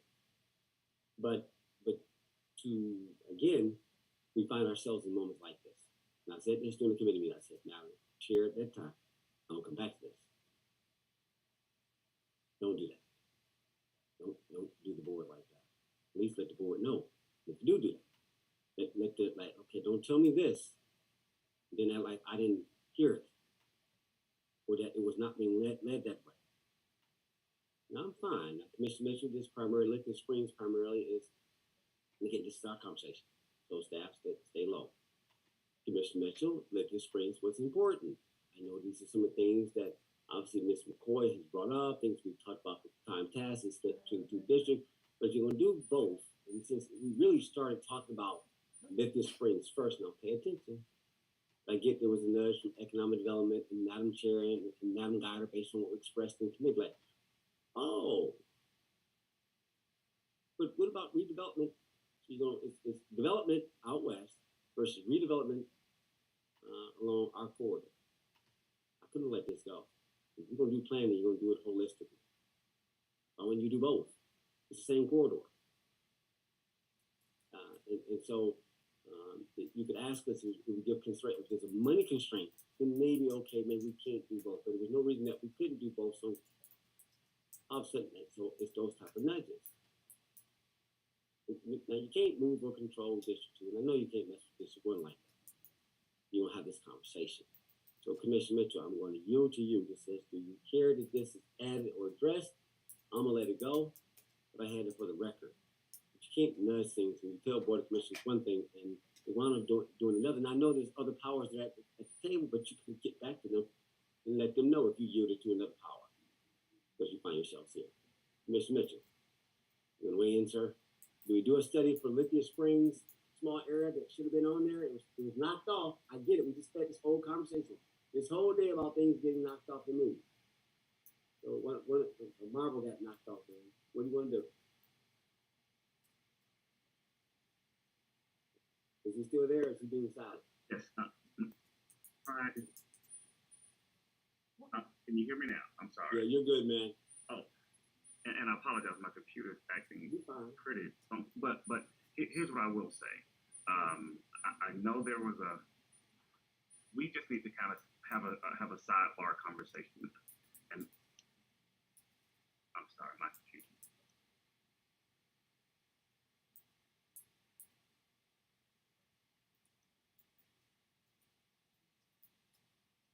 All right, so I think we lost him.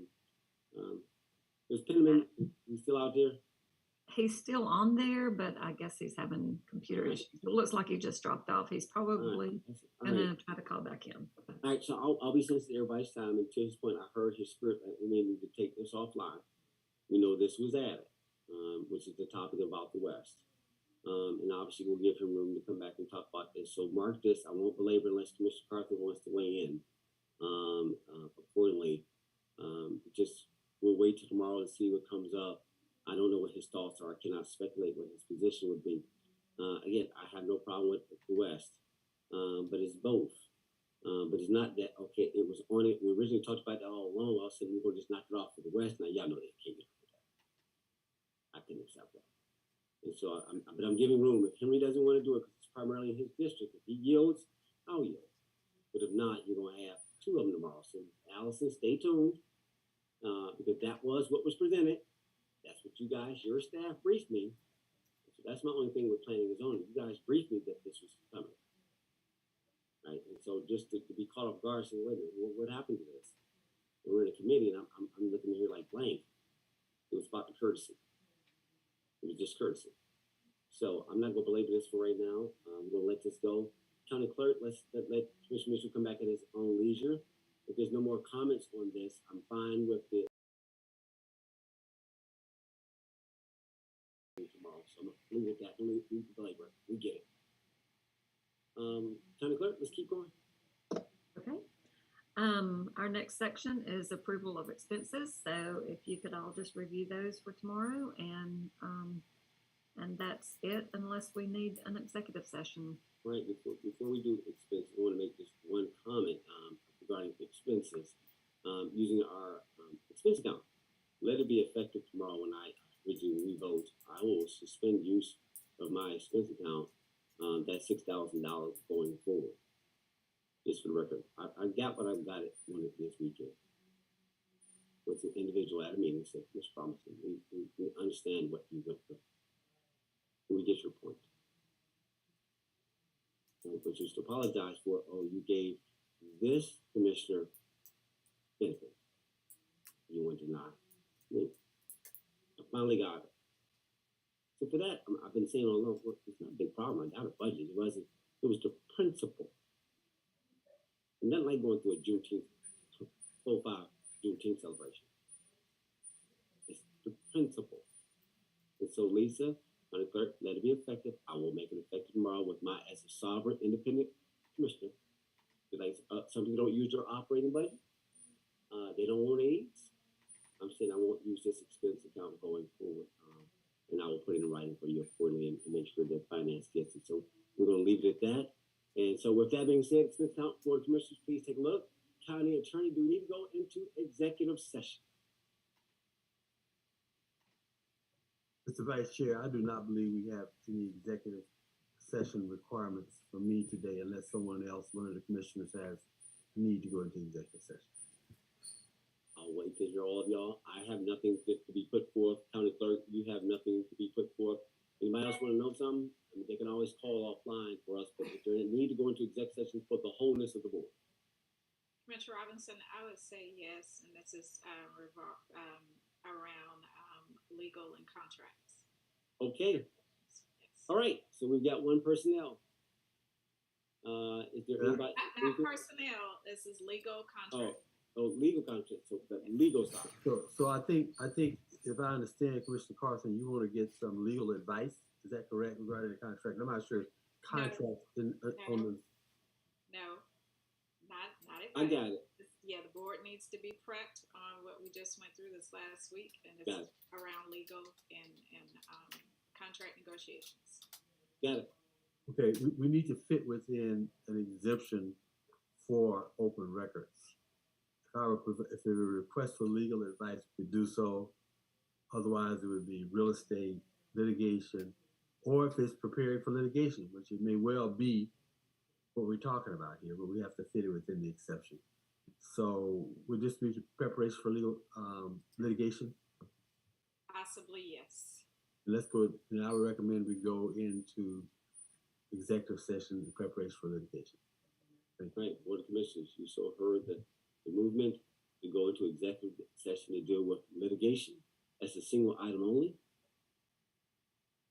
I motion it. Do I get a second? Second. I got a motion and a second. Any discussion on what we're going in here for? My comment is let's keep it tight. All right, I'll go around the room accordingly. Commissioner from District 1, how do you vote for an executive session? Yes or no?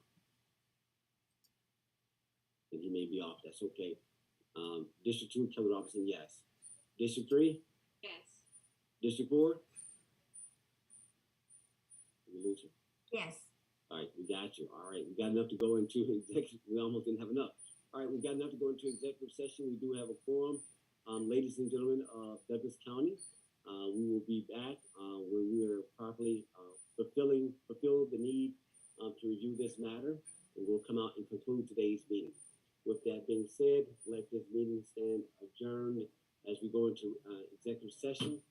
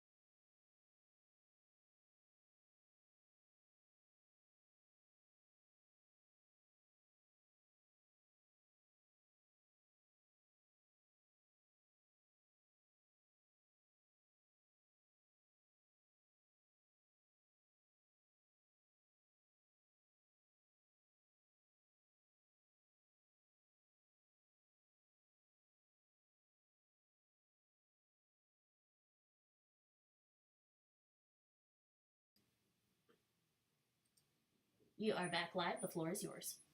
Thank you. For the citizens of Douglas County, the Board of Commissioners are back from executive session. If there's no further comments from the Board of Commissioners, are there? We'll pick up the voting meeting tomorrow at 6 p.m. In Citizens Hall, and we will be voting on the matters that came before us in this work session today.